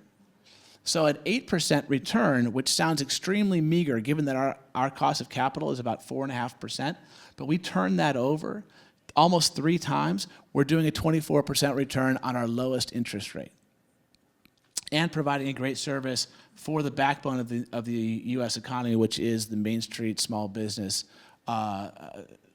vehicle, which is the driver for the U.S. economy still. Okay, then if we want to do a break, we're going to go to Troy Capital. Oh, yeah. I was just wondering what your inspiration was for It was not wanting to give anyone the ability to not pay us back. That was really how it was, and to create a new disruptive, we had this convergence then of all things that were brick and mortar and the internet at the time, and we were doing bridge lending here locally in Los Angeles, and so it was kind of like, how can we do this on a national scale? The internet allows us to do this. How can we provide a service that is, access to capital is the number one concern from small businesses, bar none. Anyone here have a small business and or family that has small businesses and retail and whatnot? It literally is the hardest place to access capital. So that was, my business partner is a patriot to the nth degree. He's an Eagle Scout. He literally, if he could salute the flag every morning, he would. And so that was, this is not a joke. He has pictures of like Reagan and stuff at his office. He's extremely nostalgic. And he's also a massive student of the U.S. Constitution. And it was a lot driven by his passion for disrupting a much needed service for a crucial element to the U.S. economy. Yeah. Oh yeah, I can get to that failure. So I hate it when entrepreneurs only talk about their success. I've had some great failures too. So back in the swinging days, pre any crash, so we're talking, I graduated business school in 1997. IPOs were going absolutely crazy. We have a very stagnant IPO market right now. This was, companies like Netscape, Globe, who else? We're going public. These were the original unicorns. The stock market, you made stock market returns of 24 to 26% a year, every year, from 97 to 2002, somewhere in there, okay? So this rising tide is lifting all ships.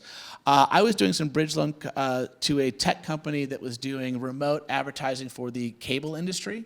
And I won't go into that, but just suffice to say it was a very slick technology where you could place local ads throughout the cable spectrum for various companies. I was doing bridge loans to them because they were growing very fast, and I got warrants, which is ownership in the company.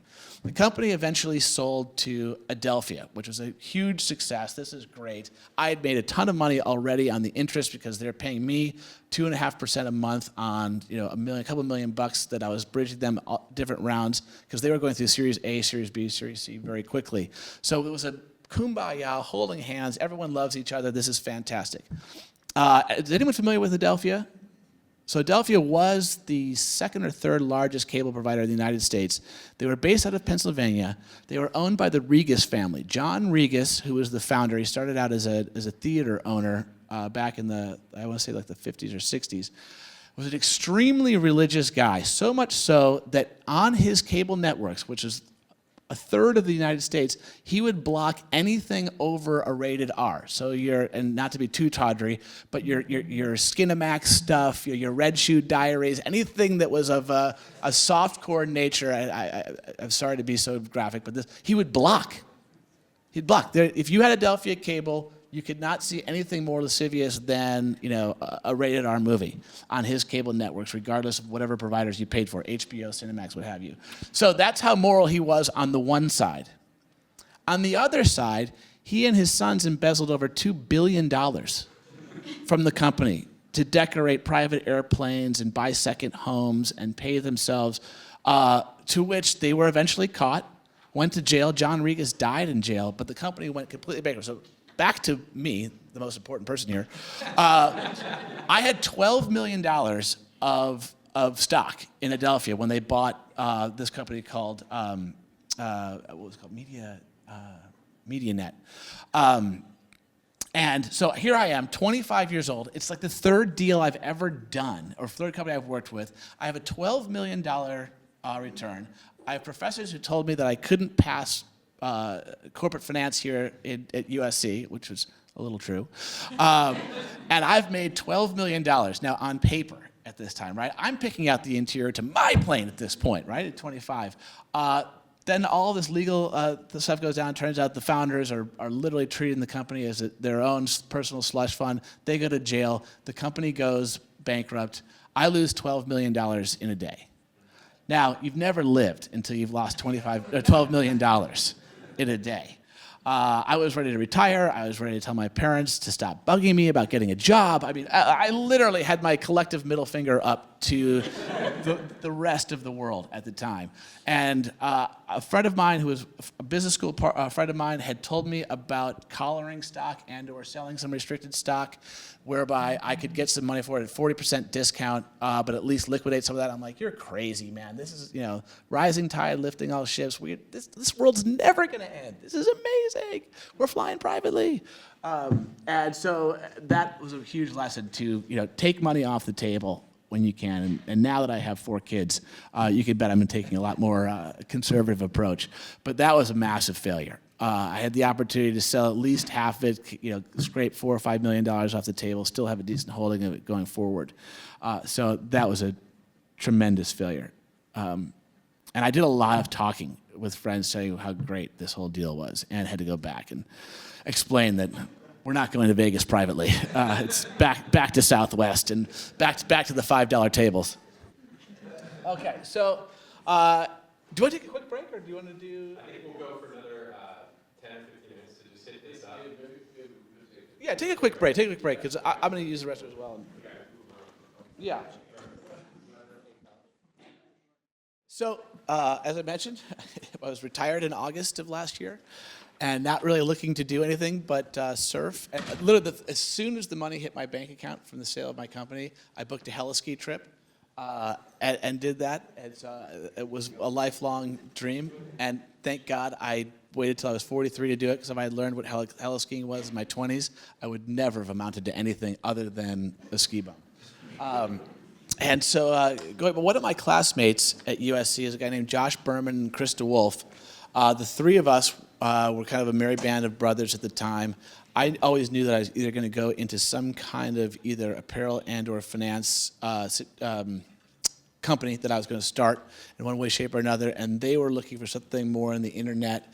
In my bridge lending capacity, I found a company called XDrive, which is now Dropbox, through multiple different iterations. And a friend of mine in YPO had started that company, and he said, I need talent. We're growing like crazy. And I introduced Josh and Chris to him. At that time, they went over to XDrive. They reserved a bunch of different domains to protect XDrive, and it was like they got like it was called like Storage Space, X Storage, and MySpace. MySpace was originally one of the names for XDrive, and they ended up spinning out of XDrive. They took the name MySpace and created that company. And they came to me for venture capital funding. I said, guys, this is super cool. It's really awesome. It's never going to make money. Okay, it's never going to make money. I'm not going to invest. It's never going to be profitable. And I was right. But they sold it for $500 million to Fox. I did not see that coming. In its entire history, it was never profitable. So we have a lunch every year, Josh, Chris, and I, where I make them pay, but I still tell them that I was right. That MySpace is never going to make money. And so the point being that, so Josh Chris went on to start Social Gaming Network. I don't know if he's come back and talk, but it's a great company here in Los Angeles. Josh went on to start a company called Beachmint.com, which is a big high-flying e-commerce company here in Los Angeles, and eventually sold to Condé Nast a year ago. And Josh got approached. He went to UCSB undergrad by the UC system to be an entrepreneur in residence and a principal of the UC Venture Fund that just got announced late last year for $250 million. And he thought to himself, he said, well, I'm really more aligned with USC. All of my co-founders have been from USC. Everyone we've ever hired has been from USC. I speak at USC. Great friends with Sully. Everyone calls me Sully, by the way. I've been in his classes at USC my entire career. So let me see if I can do something around USC. He went and met with my stepdad, Jim Ellis. I don't know if you met Dean Ellis, but that's my stepdad, and said, I'm thinking about doing this venture fund, but more around USC instead of the UC system. And my dad said, you have to do this, and you have to call Sully. He just sold his company. And he's like, oh my God. So he calls me, this is now September, October of last year, and says, here's what I'm going to do. I need your help. And I said, okay, well, I'll come to a few meetings for you, and go to one meeting, and then 10 meetings, then 20 meetings. Then after Christmas, I go, okay, I got to do this. And so it was just too exciting of an opportunity to create this venture capital fund around USC. We have no official relationship to the university because there would just be too many conflicts and too much politics and essentially just too much red tape. But to plant the flag around downtown LA as well as Santa Monica and say, we are here for the USC community of leaders, alumni, network, professors to invest, be the first institutional investment money to tech companies here in Southern California. There's a reason why there's 15 really big, successful venture capital funds about a half to a quarter mile from Stanford's campus. It's because of all the great innovation that comes out of that campus. That's why Silicon Valley is in large part is due to the success of Stanford and the students that come out of there. USC, I believe, has reached that level and has surpassed it in a lot of ways, especially in the computer science, gaming, AR, VR spaces, and no one has planted a flag around USC. So inevitably, when we go into meetings, especially with those who understand the USC network, the Trojan network, as it's affectionately referred to, they go, what took you so long? How has no one done this before? And we actually keep looking over our shoulder because there actually are some other folks out there that we've heard since our deck has circulated here that have come up with this idea. So here we are.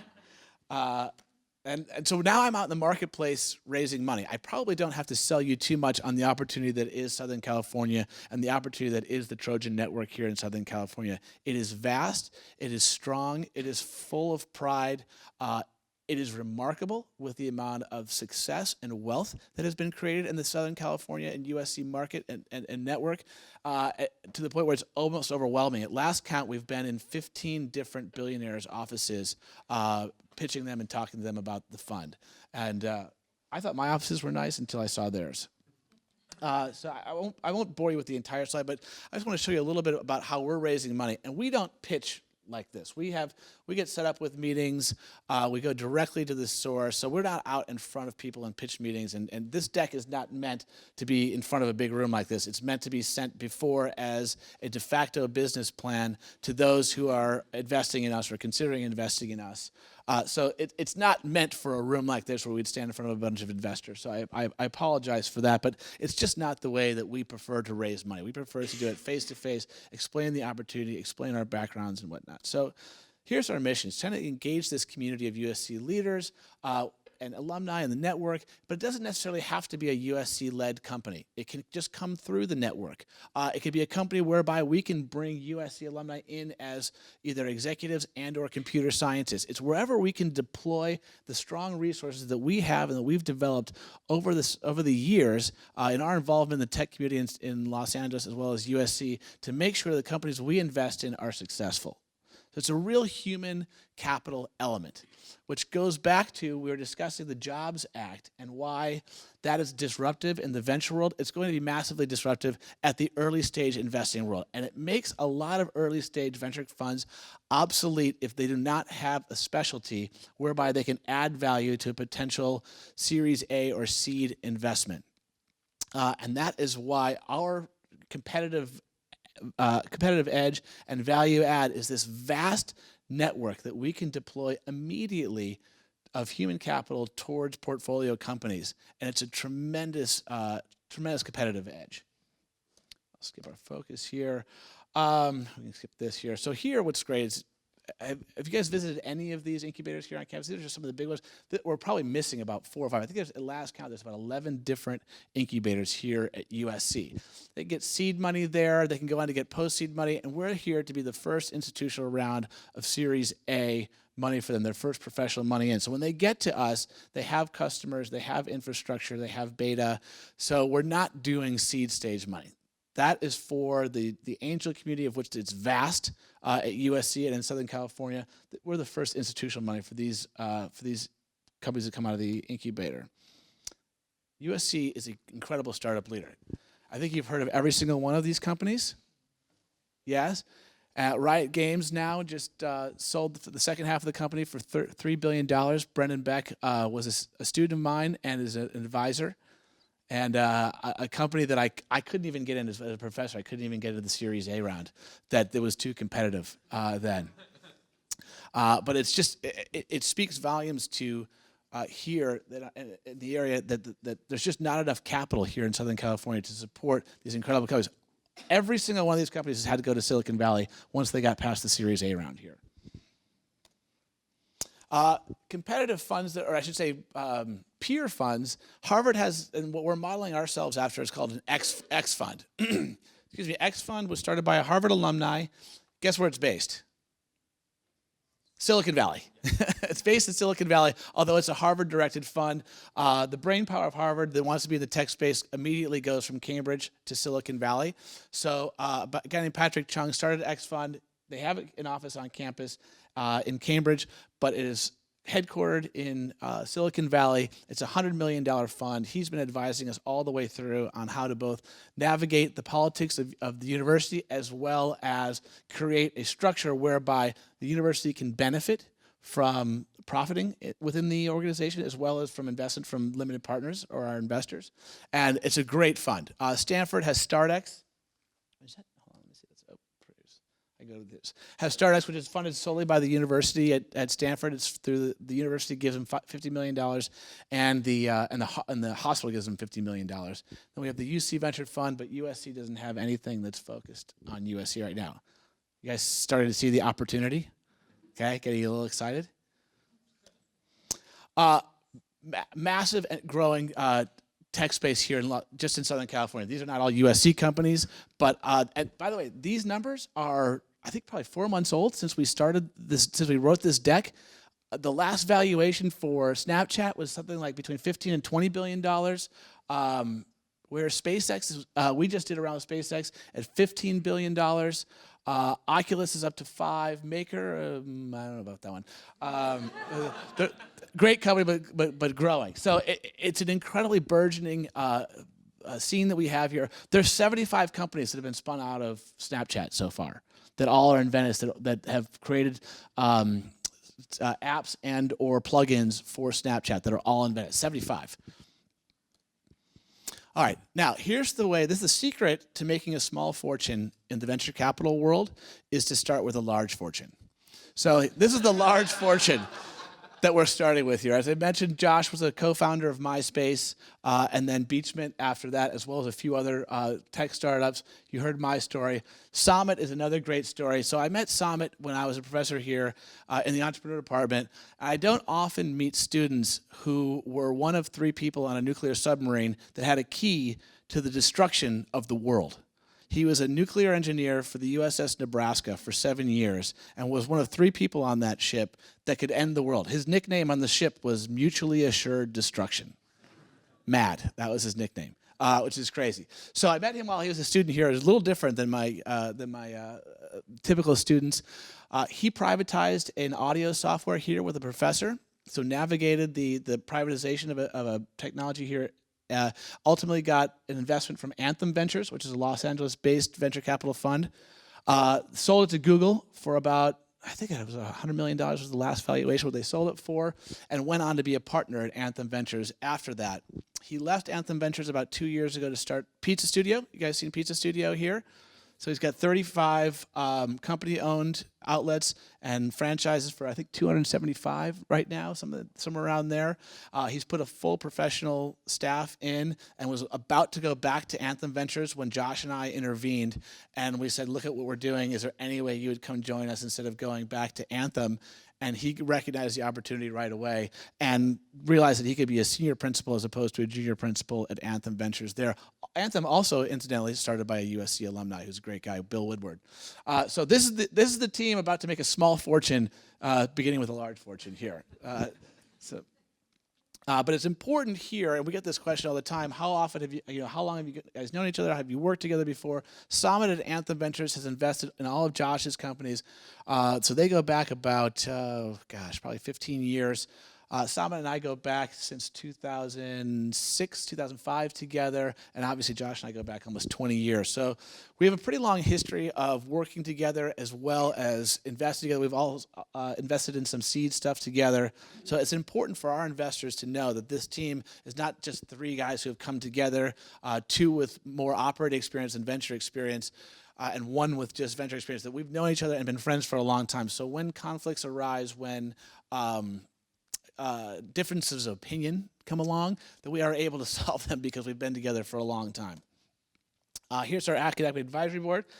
We're still waiting on Dean Daly. She's waiting for clearance. She's on a lot of different boards. But obviously we have Jim here. Dave Blasco, had any class with Dave? Dave does a great job. Has an unbelievable network here. And Anthony Borquez, if you haven't met Professor Borquez here at USC and you want to be anywhere in the computer science or gaming world, he is an incredible resource. I won't go through all of we have all these incredible advisors. Where do we invest?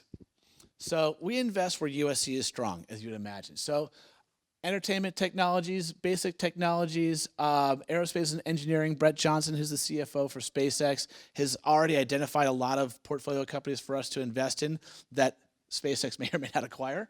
So that's helpful. We have social media, mobile, apparel. The more important point is where we are not. We are not in any kind of the life sciences, biotech, healthcare, anything with massive capital expenditures that would be a hardware and or a combination of hardware and software. These are the areas where the USC community is very strong here in Southern California that we intend to optimize. I'll go to, let's see, deal flow. I want to go to he had a slide, if you remember the funnel that he showed of deal flow. So I want to show, for that, there's about 600 business plans that came in a year or whatever. We've been together for 5 weeks now, 6 weeks officially as a company. We have 35 active deals that we're doing due diligence on right now, which equates to about 300 that we've probably received. But all of our deals that come in with any amount of seriousness come in directly through our network. With 1 degree of separation, not even 2 degrees of separation. And they have to have some kind of compelling aspect to them. I'll give you an example of one company came to us. We're very close with the IBM Watson group. IBM Watson is more than just Serena Williams or Bob Dylan talking to a monitor. It is a real artificial intelligence that is able to process data for certain companies. There's a company here in Los Angeles called Influential that does advertising for major brands through influencers. You guys know what an influencer is? These different domains that it's, like hashtag Los Angeles vacations, hashtag Los Angeles nightclub scene, whatever, whereby a company like Kia can push advertisements through these influencers in a nanosecond, depending on what's going on. Like they'll do an ad for the Super Bowl, and then they'll send this ad through Influential, and it'll go through to influencers and pay them immediately on the spot to a very direct, targeted ad to those who are already engaged in that community. Very cool. So anyways, I want to go to the deal flow thing. So we don't take deal flow at the very top of the funnel. We really start at the middle of the funnel when there's already, the diligence is already baked in where it comes through a trusted source. We evaluate through our network here. I don't need to go through that too much. Let's see if I want to talk.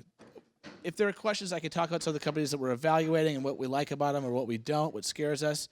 We have offices here on campus, kind of on campus. If you take Exposition underneath the 110 and you look to your right and you see a building that looks like nuclear testing is being done there, it's called the RAND building.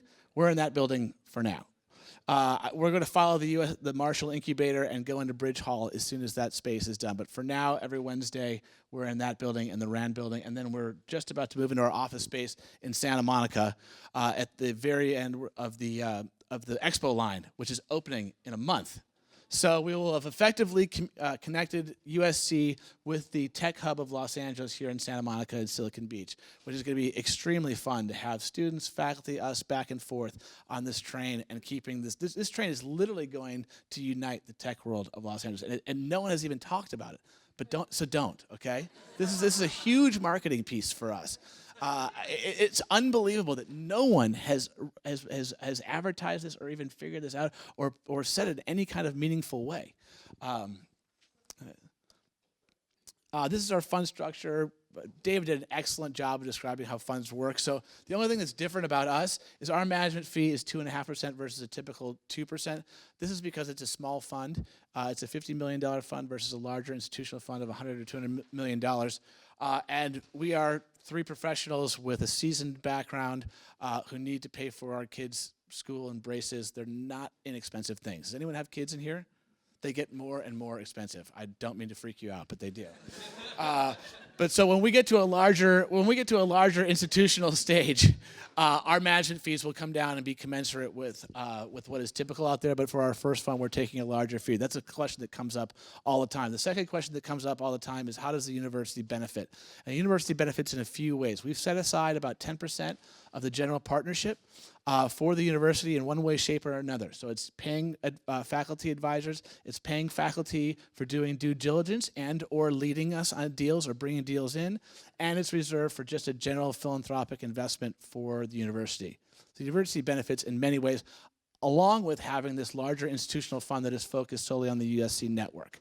So we get that question all the time, and we should probably even add a slide in here to it, but I like it more as a conversational piece because it is a fulfilling aspect of the fund whereby we are benefiting the university itself as well. Yes. So the question is, how much are we committing? So we're each putting in $500 million apiece, so that works out to about 3% of the fund.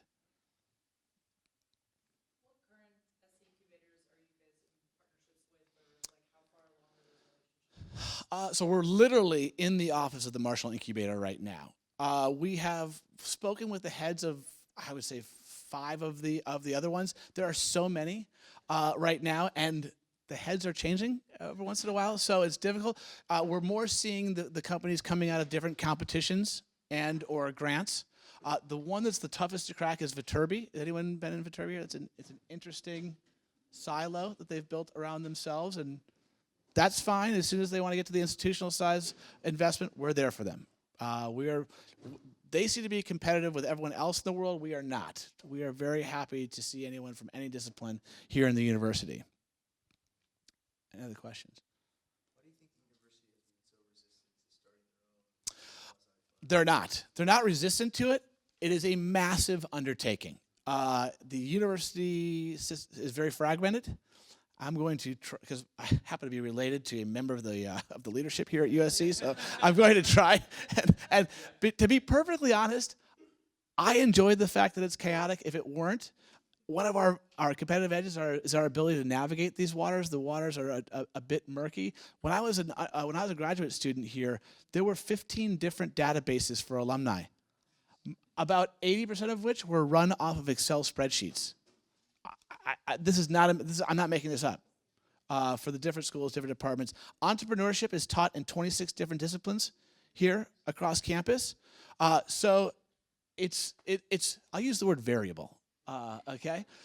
And thank God it is, right? Thank God the banking world couldn't figure out how to lend to small businesses, because if they could, I wouldn't have had a company, right?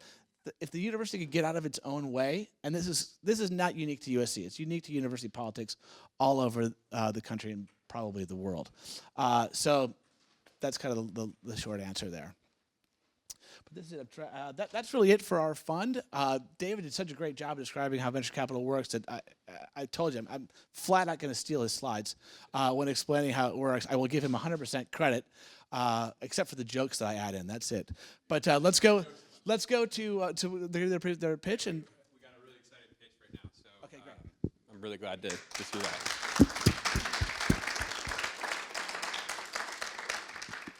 So it's 11:23, and I'm going to pull up this pitch, and we're going to get right into it. It's going to be about 15 minutes, and then we're going to open up the rest to questions. So this is an opportunity for you guys to see some very courageous, very smart guys present a pitch all the way through as if you guys are a VC. And so you'll get a sense of what a pitch looks like and what the overall dynamics go into it. And then at the end of it, we'll have some interactive pieces where you guys can give some questions, give some feedback, give some thoughts, and make investments right now. So anyways, here you guys go. Good job. Are these live? Both of you guys can have this. So if you want. Okay.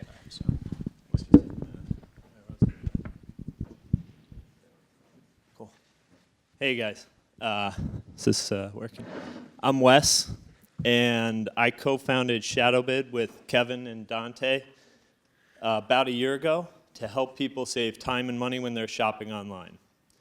So we all graduated from Marshall in 2012, about 4 years ago, and I went to work at a broker-dealer here in LA as an equity trader and a market maker. And pretty quickly, I began to get frustrated with the fact that the tools I was using and the algorithms weren't available to me outside of my workplace. So, specifically, I was looking to place limit orders on airline flights.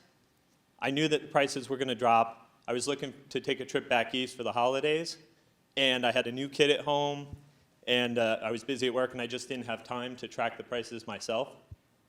Price alerts just never seemed to work for me. So I started talking to these guys. We looked into it and decided that airlines weren't a good place to start just because it's pretty complex and it's a convoluted industry. But what we learned is that retail e-commerce prices are incredibly volatile. So we discovered that, for instance, Amazon has over 8 million price changes every day.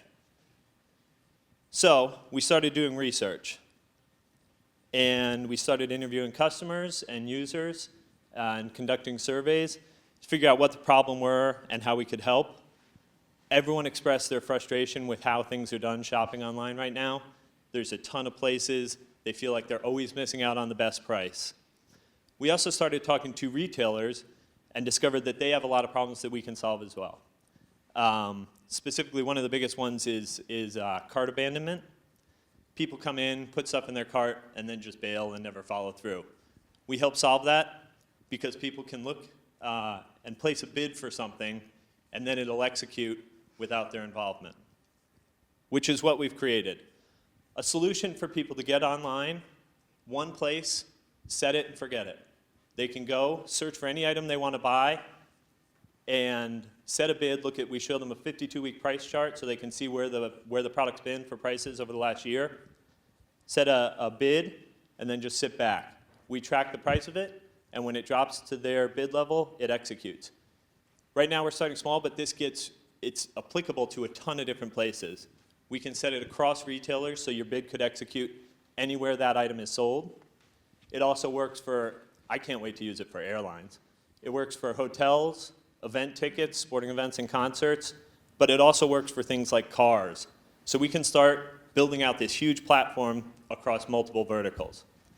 Kevin's going to tell you about where we are right now. So, do you want to switch slides? So the market is huge, but the question is, and this is something that was talked about, where do we begin? What's our foothold in the market? And the elephant in the room is Amazon, right? Amazon does everything. Amazon's taking over. Anything that you buy online, you can do through Amazon. So we decided to sit over the top of Amazon with our proof of concept. The next thing was, what's the technology stack that we're going to use? So we use an iOS app and a Chrome extension, and the very first thing was, let's prove that we can execute on an open order. So we built out the iOS app, and our first execution was in October of last year. So, which was a book, and it was the most exciting moment for us because we were sitting in this dank room, and all of a sudden we had a book that was on our way from Amazon. So it was really exciting that we were able to do this. So then we invited a small closed beta group of friends and family to start bug testing and figuring out how users were going to start to use this. So these are the results over the last 5 months of the friends and family testing that we've done. We, on average, are getting bids of about $58, and we're saving our users 17% on all of the bids that are executing. Our initial estimate was that 10% of bids are going to execute in our revenue model, which you'll see in a little bit, and we actually are hitting that exactly right now. So 10% of bids that are placed in are executing through our model. So we're able to show that we can execute, but we also got a lot of feedback from users that are using the product. And the feedback was, your product's sterile, we need a little bit more hand-holding, we want to understand the process because it's a little bit of a new way to shop. So we said, okay, we hear you, let's go back to the drawing board and let's figure out how we're going to update our UI UX, but we can prove that we did it.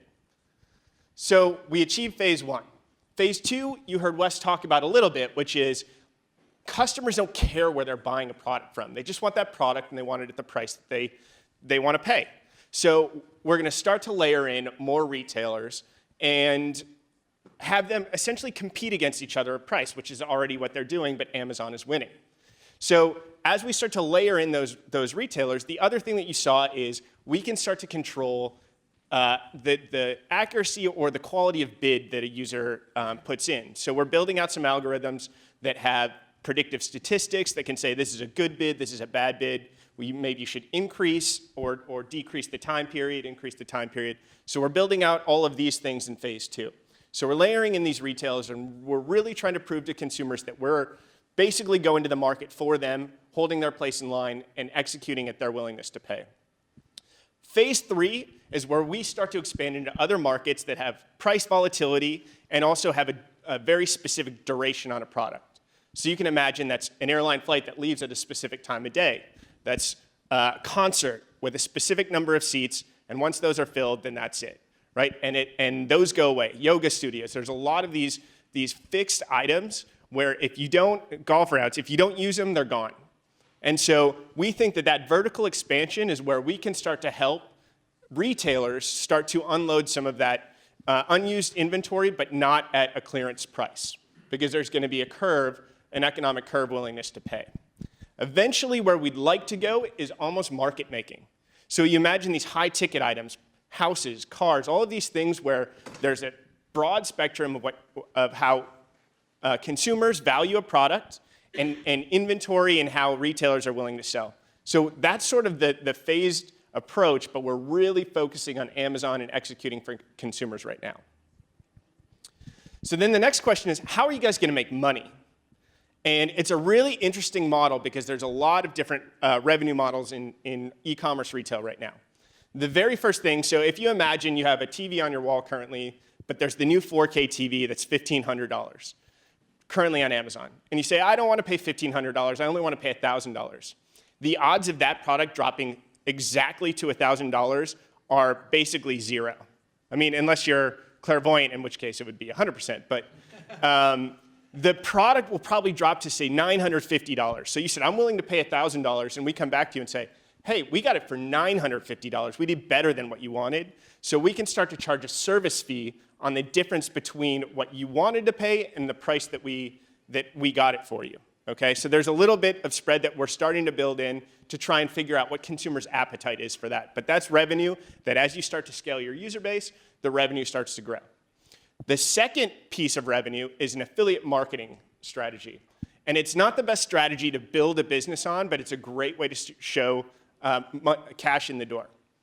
The affiliate marketing strategy is Amazon is paying us to deliver customers to them to buy their products. So they pay about 4 to 12% on any purchase for somebody to deliver the customer to the cart and have them check out. And the great thing with that is we do not have a cart abandonment problem because you have already told us as a consumer, if it's $900, I'll buy it. And so we basically take and execute on that $900 right away. So we're able to monetize that. But you can imagine this. As we start to get users telling us exactly how they value a product, that's something that's valuable to retailers. And so this is a scalable business that we want to grow into a data play that essentially says, here are the different products that consumers are excited about, here's what they want to pay so the retailer can make pricing decisions, and also to allow consumers to sort of dictate what's going on in the marketplace. So there's a lot of competitors in this space, but most of them are only doing a small piece of the puzzle. So there's price notification tools, there's couponing tools, there's a lot of these other different tools. What we're doing is we're adding or combining all of those pieces of the puzzle together, and we're taking it that extra step, which is executing on the order. So we're basically allowing the consumer to set it and forget it. We have a very strong team and a very unique team. This is a team of USC Marshall MBAs, has worked together in the past at business school, as you all know how that goes. And we also have a lot of startup experience. Wes owned his own company. Kevin's worked as the director of operations for multiple education technology startups. And I co-founded a couple of companies up in San Francisco.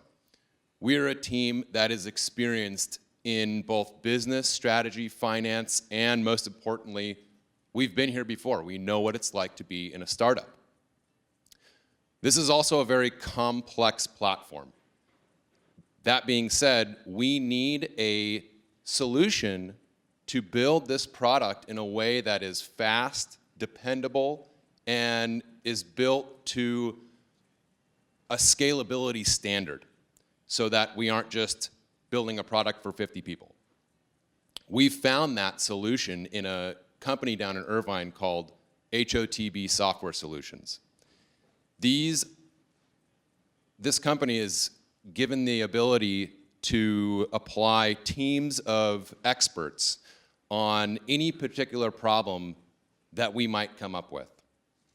We're very, very excited to be partnered with these folks, and they're going to be able to deliver this platform to both our specifications and our timeline. We're looking to launch this product publicly within the next few months.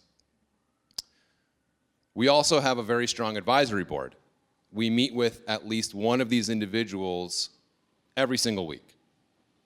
We're also in the USC incubator, the Marshall incubator, which is that government building that's over there.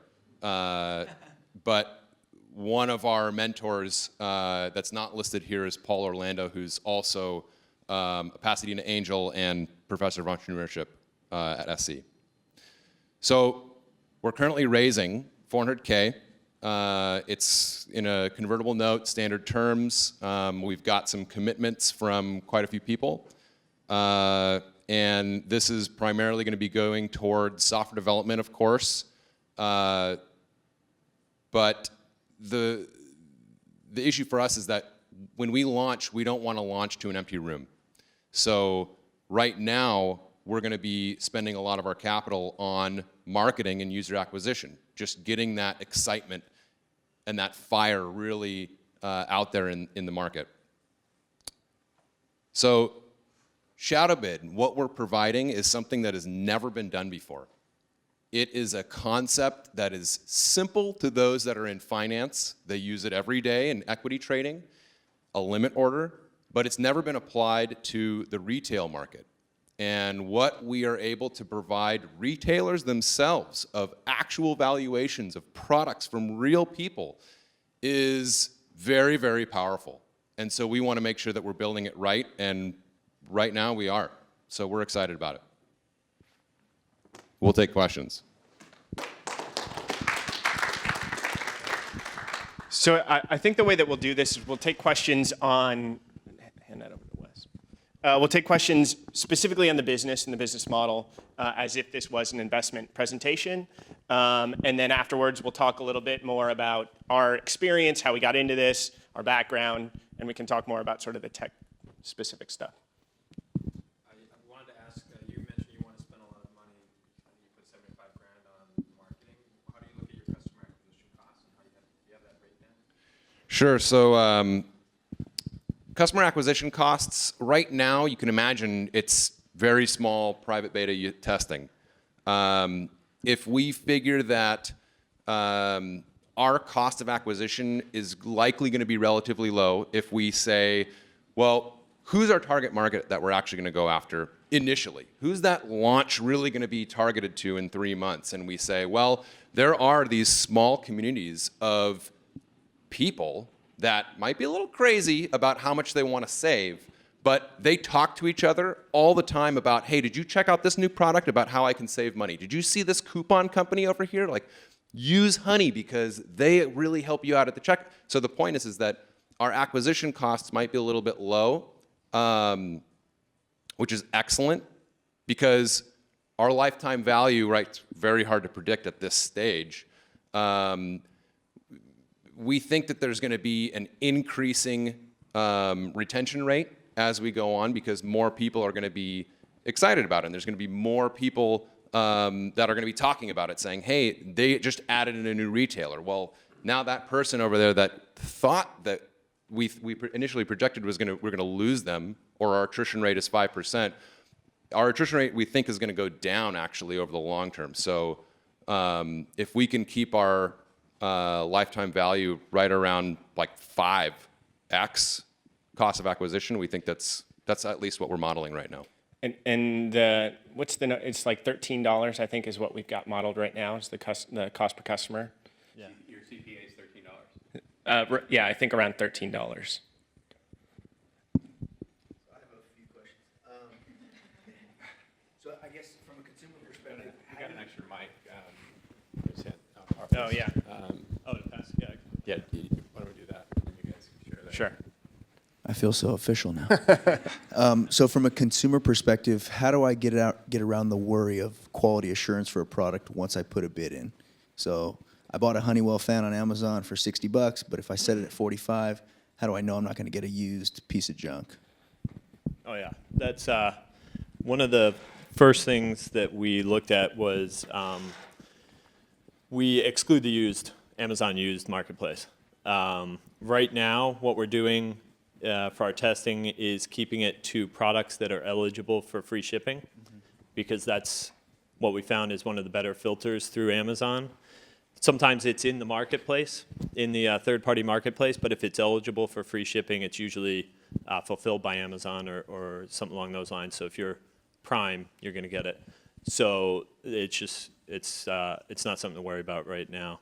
Eventually, what we'll do is build in different criteria. So you can say, like, open it up to this, I'm willing to take that. The used marketplace is going to be really difficult to implement. We probably won't go there with Amazon because, one, that's just Amazon.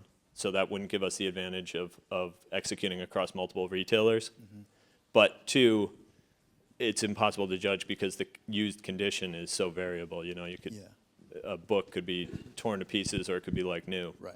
You So have to set very specific the used filters. marketplace will probably always be excluded. But it's the reason we selected Amazon to begin with, right? Because all of you are probably shoppers of Amazon and you're aware of their return policy and how easy it is, and they're very consumer focused.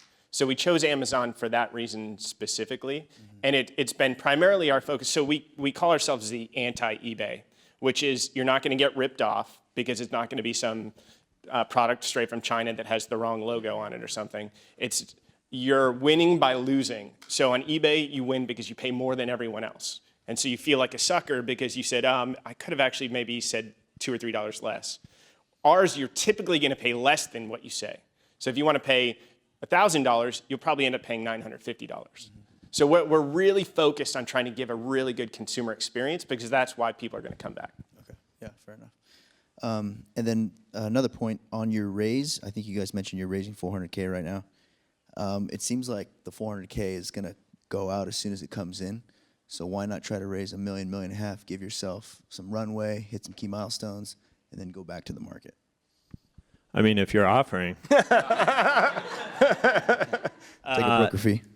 Yeah, no, we're it's $400,000 for a reason. We've got very specific things that we're looking to do with it. It's not going to all go out the door right away. The software development is our work with HOTB is in deliverable-based milestones. So it's not like we're just giving them $200,000 and saying, have fun. And the marketing's going to be spent over, I think we're looking at spending that over about 8 months, operations, obviously. So our timeline is that we're going to be built to a place where we'll be able to launch in 2 to 3 months. And then we spend a couple of months with user acquisition and growing, getting some metrics from a broader base of testers. And that's when we'll be looking for a larger raise, basically.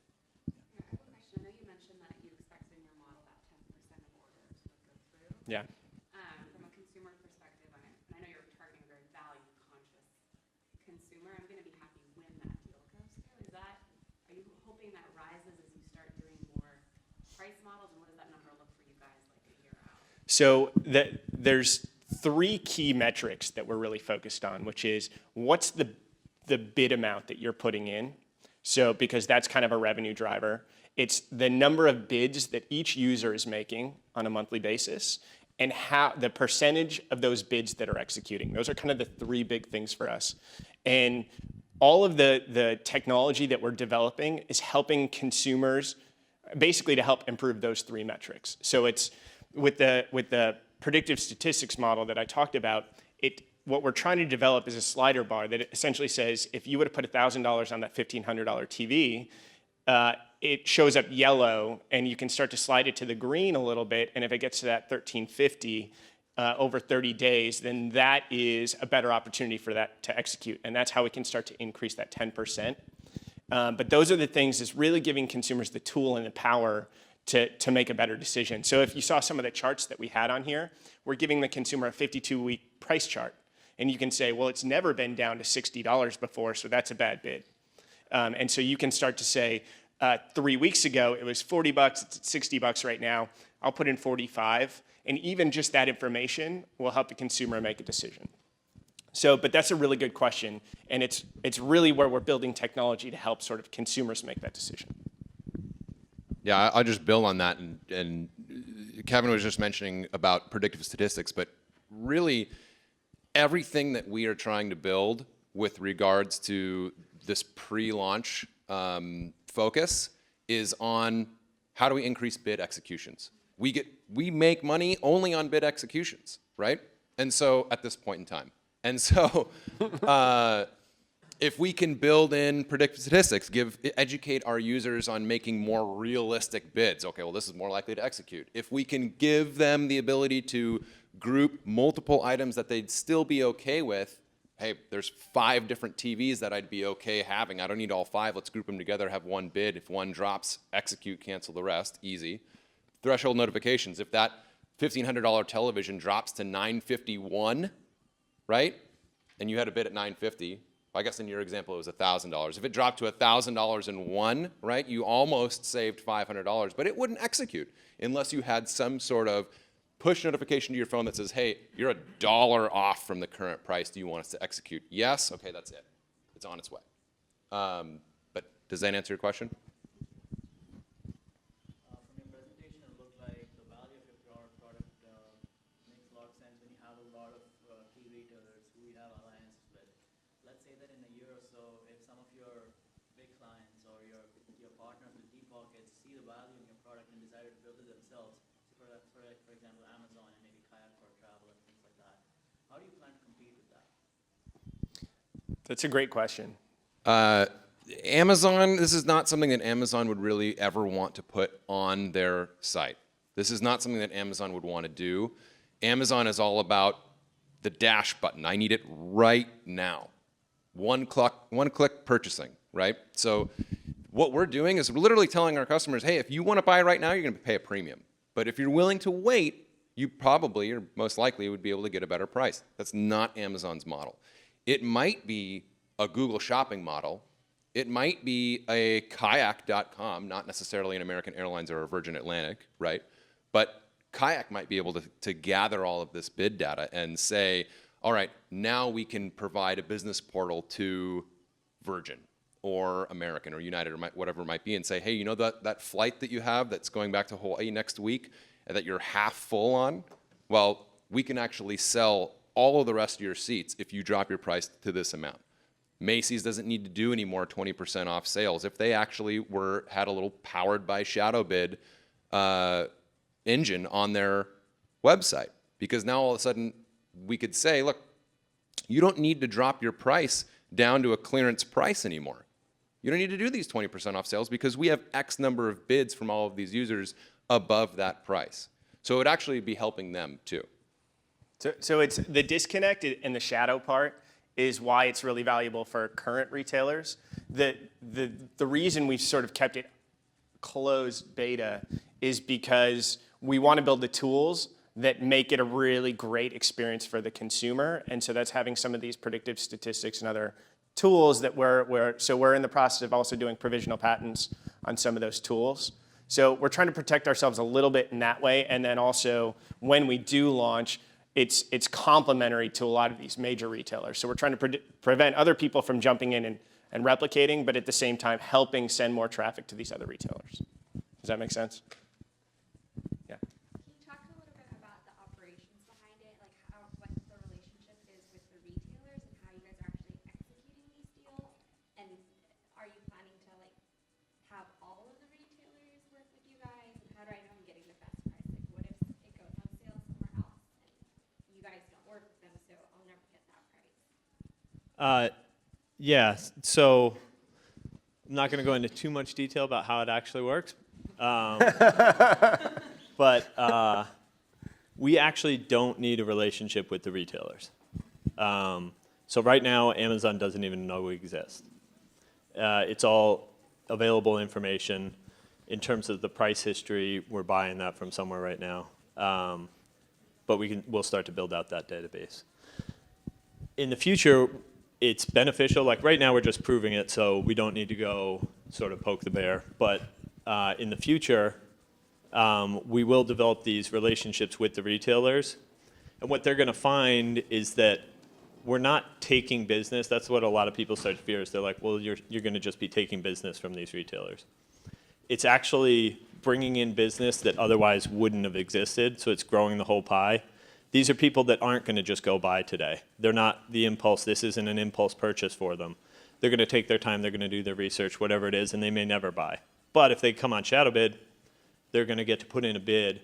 They're going to be more comfortable putting it in sooner and then potentially revising it or whatever. But so in the future, we will have the relationships and we're going to have the data for the retailers, which is a lot of what they're going to look to us for. But it's not something where we have to go out and get their permission. And the second piece of that is if there is somebody that has lower prices somewhere else, that's a big challenge, right? So the reason we chose or Amazon, the other reason, is because they are a volume business. They're not trying to compete on margin. And so we started there because everybody in retail right now is terrified and angry at Amazon.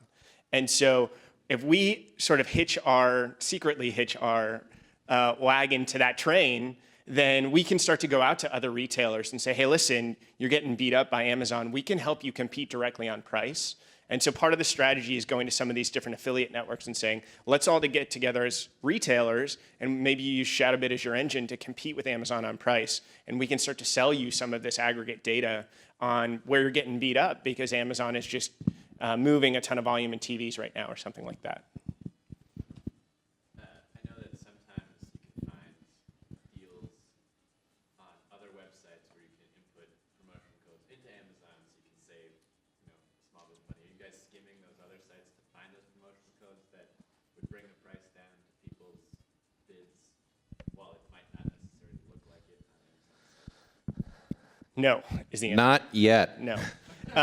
So this is the really interesting thing about e-commerce right now is there's 1,000 different ways that people are trying to find to save users money. And so I don't know if you've heard of Honey, but Honey's doing what you're doing, which is essentially they're aggregating coupon codes, but it's only a Chrome extension. And so most people don't even know what a Chrome extension is, and so they've sort of limited their audience in that way. The second, I don't know if you've heard of Paribus. Paribus just had a big launch there on the Today Show. They raised $2 million. They're essentially working on the back end, which is the price match guarantee or the price drop guarantee. So if Amazon drops their price in the next 30 days, they will price track after the fact and request Amazon refund you that money. And then they take 25% of that, which is a pretty big cut, we think. Some of those things we think that we can add on just because we're going to know exactly when you purchased it because we did it for you. But some of those things are not our wheelhouse. So coupon codes and that kind of thing isn't something that we can just plug in because it takes a lot of technology to do it. Plus, to be totally frank, they kind of suck at it. And it's really hard to do. And all Amazon has to do is change the way they accept those coupon codes and you're out of business. So that's a little scary for us. So we really want to focus here. We'll take one more question if there is, or Brian and I will give a little bit of feedback, and that way Sure. you guys can have it. But any more questions? Okay. I just wanted to learn a little bit more about the revenue model, because it seemed like there are maybe a lot of things you're exploring right now and not necessarily sit on. Because this service fee per transaction looked like an opportunity for user confusion, where it's like a delta of what they wanted versus like what you got. And then it's pretty open to a lot of bid interpretation. Like let's say, oh, you said you could give it to me for, I put 1,000, you got it 950. What if I put it 950? So why not charge like just flat 3% or something like that on their transaction? So first, a couple of clarifications. If you bid $1,000 and the price dropped to $950, you're going to pay $950. Right, but your service fee is a basis of, it seemed like it was a basis of what I originally put in So versus what you got, and then you got a portion of that. sure. So sort of. I'll make it very, very clear, black and white. The service fee will be $1 for every transaction. How about that? Cool. So service fee per transaction, $1, done. you're going to be saving substantially more than $1 on just about every bid that you make. $1,000 drops to $950. Okay, you're very happy. If you're unhappy with $49 savings on your $50 above and beyond what you actually bid for the $500 discount, more than happy to refund you. No problem. But to continue, affiliate market revenue, the average in the industry is 7%. Amazon ranged from 4 to 12 based on what category it's in. We're modeling at 7% because that's what we think is going to happen. These short-term revenue streams are very low-hanging fruit, really, really easy for us to take. This is something that is really going to be supporting the business from a cash flow basis on operations. Long term, once we get to a critical mass of users of bid data, that's where it becomes a little bit unclear about how much money we could actually be charging retailers for these partnerships. How much would a retailer really pay to know that they could make X dollars above what they're about to clear it at, right?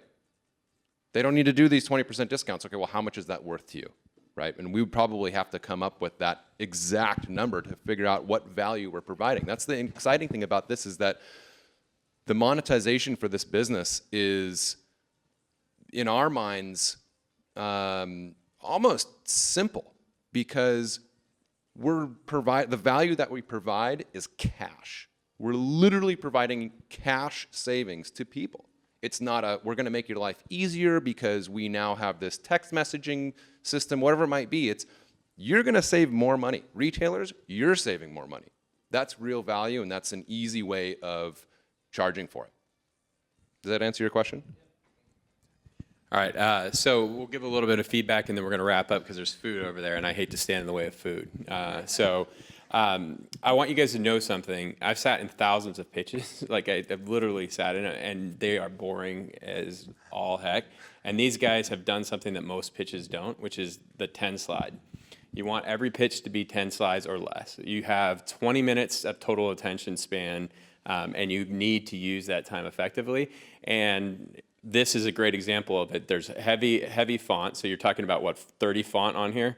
You want to go 30 to 60 font on your slides. If you have more words than that, you probably have lost the audience. If you've seen these slides, and all of us have been there, they're usually packed full with as many words as possible. You guys did a fantastic job. Another thing that you guys did really well is showing the inner dynamics of your team. Each one of you guys shared a different portion, spoke to your expertise, spoke really well together. So as VCs, we're looking at that because, like he was saying about his partners, you're always looking at the status of the team. If a team blows up, it's a very dangerous situation to be an investor in. I go back to your slide as one opportunity and really clarify the lines and who's doing what in what lanes. Who's the CEO here? Wes is. So I would put that right up there, just because it avoids the question. It says we know who's doing what, and we're really good at that. So I would identify that question. It takes it right off of it. The other thought I had was understanding, having worked with outsourcing several businesses, you might want to just know that puts a question mark there. I mean, I've outsourced 3 different development codes. I think it's the smartest way to go. You save a lot of costs, but speaking to your talent where it goes. And that goes to another thought process, which is, has anyone in here read the book Pitch Anything? Read that book. Like, it's great for entrepreneurs, but it's really, really fantastic for delivering any idea. He talks about the idea of framing, right? So the concept being that when you're going into anyone's pitch, you're basically going into what he calls the alligator brain, the concept that all of us are primal instinct people, and so we're always thinking, should I be interested or should I not be interested? And so we're always looking for reasons to not be interested in pulling back. And so anything you can do to simplify a pitch down, keep it heavily visual, keep people out of their left brain, all those things keep people from their what the alligator brain is triggering and saying my flight mechanism should go away. You guys did a really good job. The one opportunity I think that you guys might have here is the app is built, right? That was not really clear to me. And so you guys have already done the legwork. Show them what it is. People like touch, right? So, I mean, every pitch, I always pull out my app and use it right there, and it's much better. Yeah. So if you can go up to your slide deck and, you have one way up top. Here, go back. 2, yeah. That's your product example.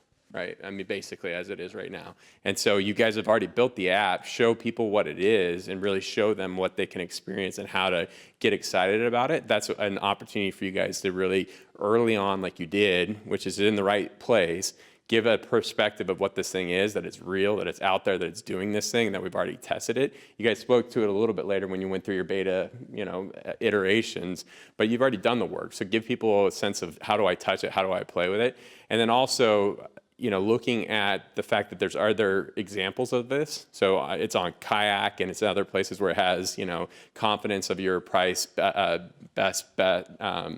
And I think that you might use those as a way to show off what this is, to help people understand where they're going and how it's being used in other industries, and yet could be translated really easily. Because you guys kind of show how it's being used in other industries, but continuing to allow people to see that it's out there, that it's being done.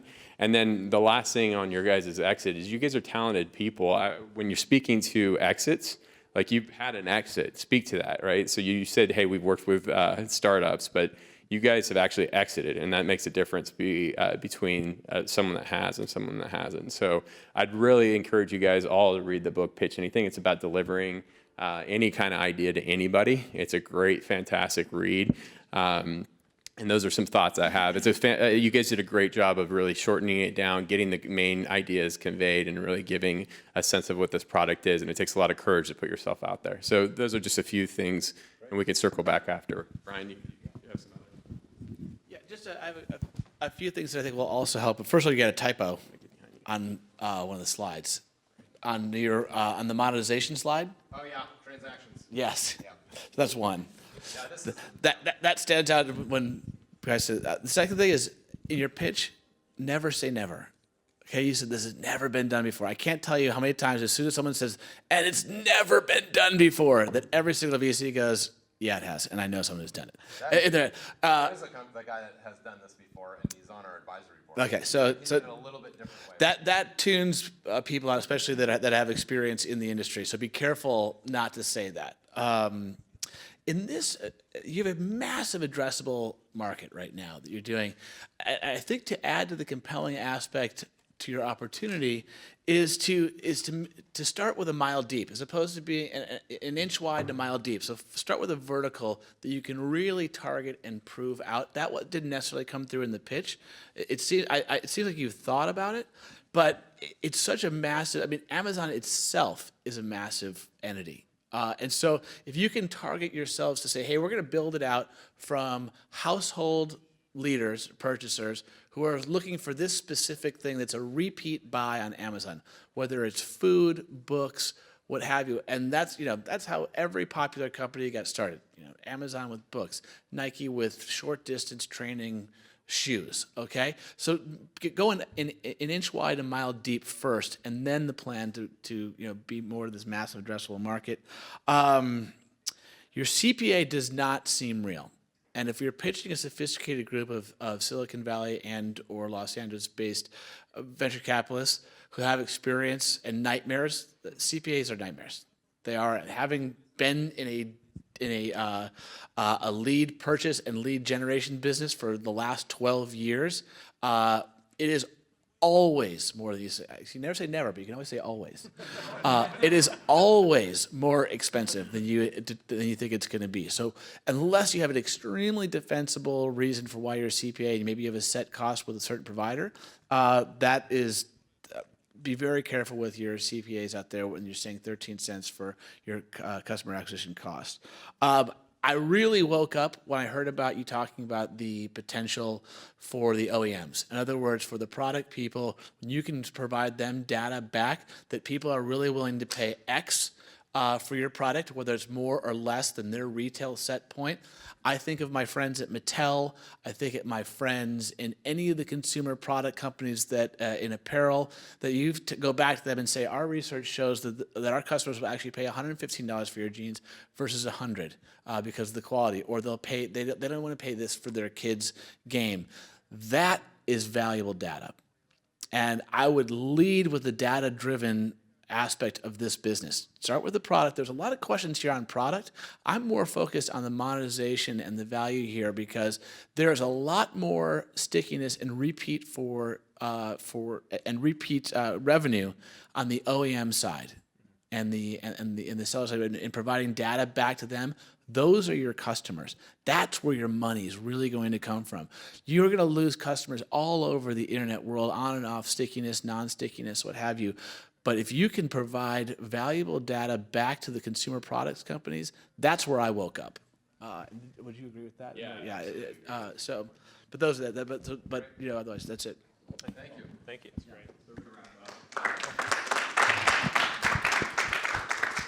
One thing that's helped me through my businesses as I've created them is watching the reaction of everyone. Every time I pitch them, I'm always watching, is this getting them leaning forward or are they leaning back? And the questions and the insights that everyone does, I'd encourage you to go back and look at those questions because then you can take those, group them into your product, and essentially now you know what 90% of the questions are going to be, and now you can address them so that people are leaning forward all the way through. So what he spoke to, what all of these people spoke to, you're going to see commonalities in questions and where people lean back and where they lean forward, and those are the little perceptions that add up to really great learnings. But fantastic job. I appreciate the courage to be out here and really show people what it's like to be out on a limb, pitching your idea, being vulnerable, and showing the world that you're going to go out and do something. Thanks. Yeah.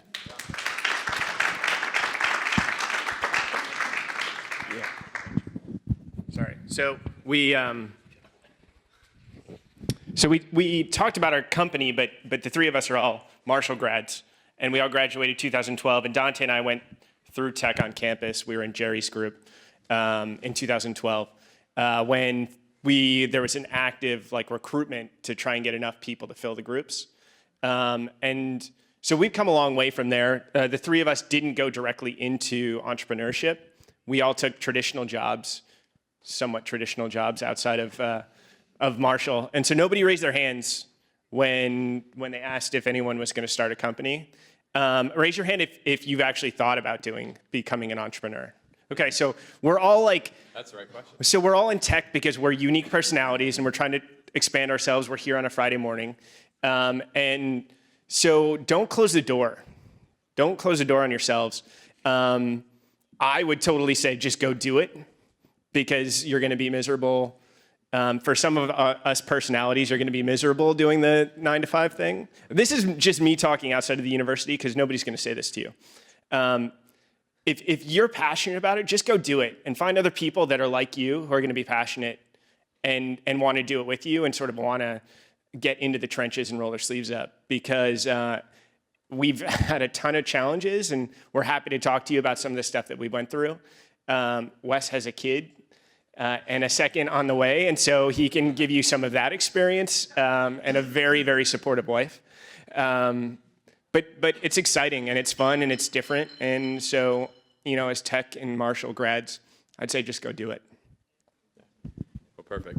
Thanks again, guys. And to that point, there's a great movie that I really like called Finding Joe. If you guys want to watch it, just on Netflix. It's a really cute, emotional movie, but it talks about Joe Campbell and chasing your bliss, the idea of the hero's journey and going out and actually accomplishing things. And every one of you guys is a hero and has the potential. And exactly what you just said is some point, someday, express what's inside you. You've been called on this earth to make something amazing happen. So do that. And I think that's what entrepreneurship is. That's what we've hopefully shown you, some of the easy things and some of the hard things that go along with it. But in the end of the day, follow your bliss, chase your dreams, and do something that makes you happy. So thanks for having us here, and I really appreciate it. And now you guys get lunch.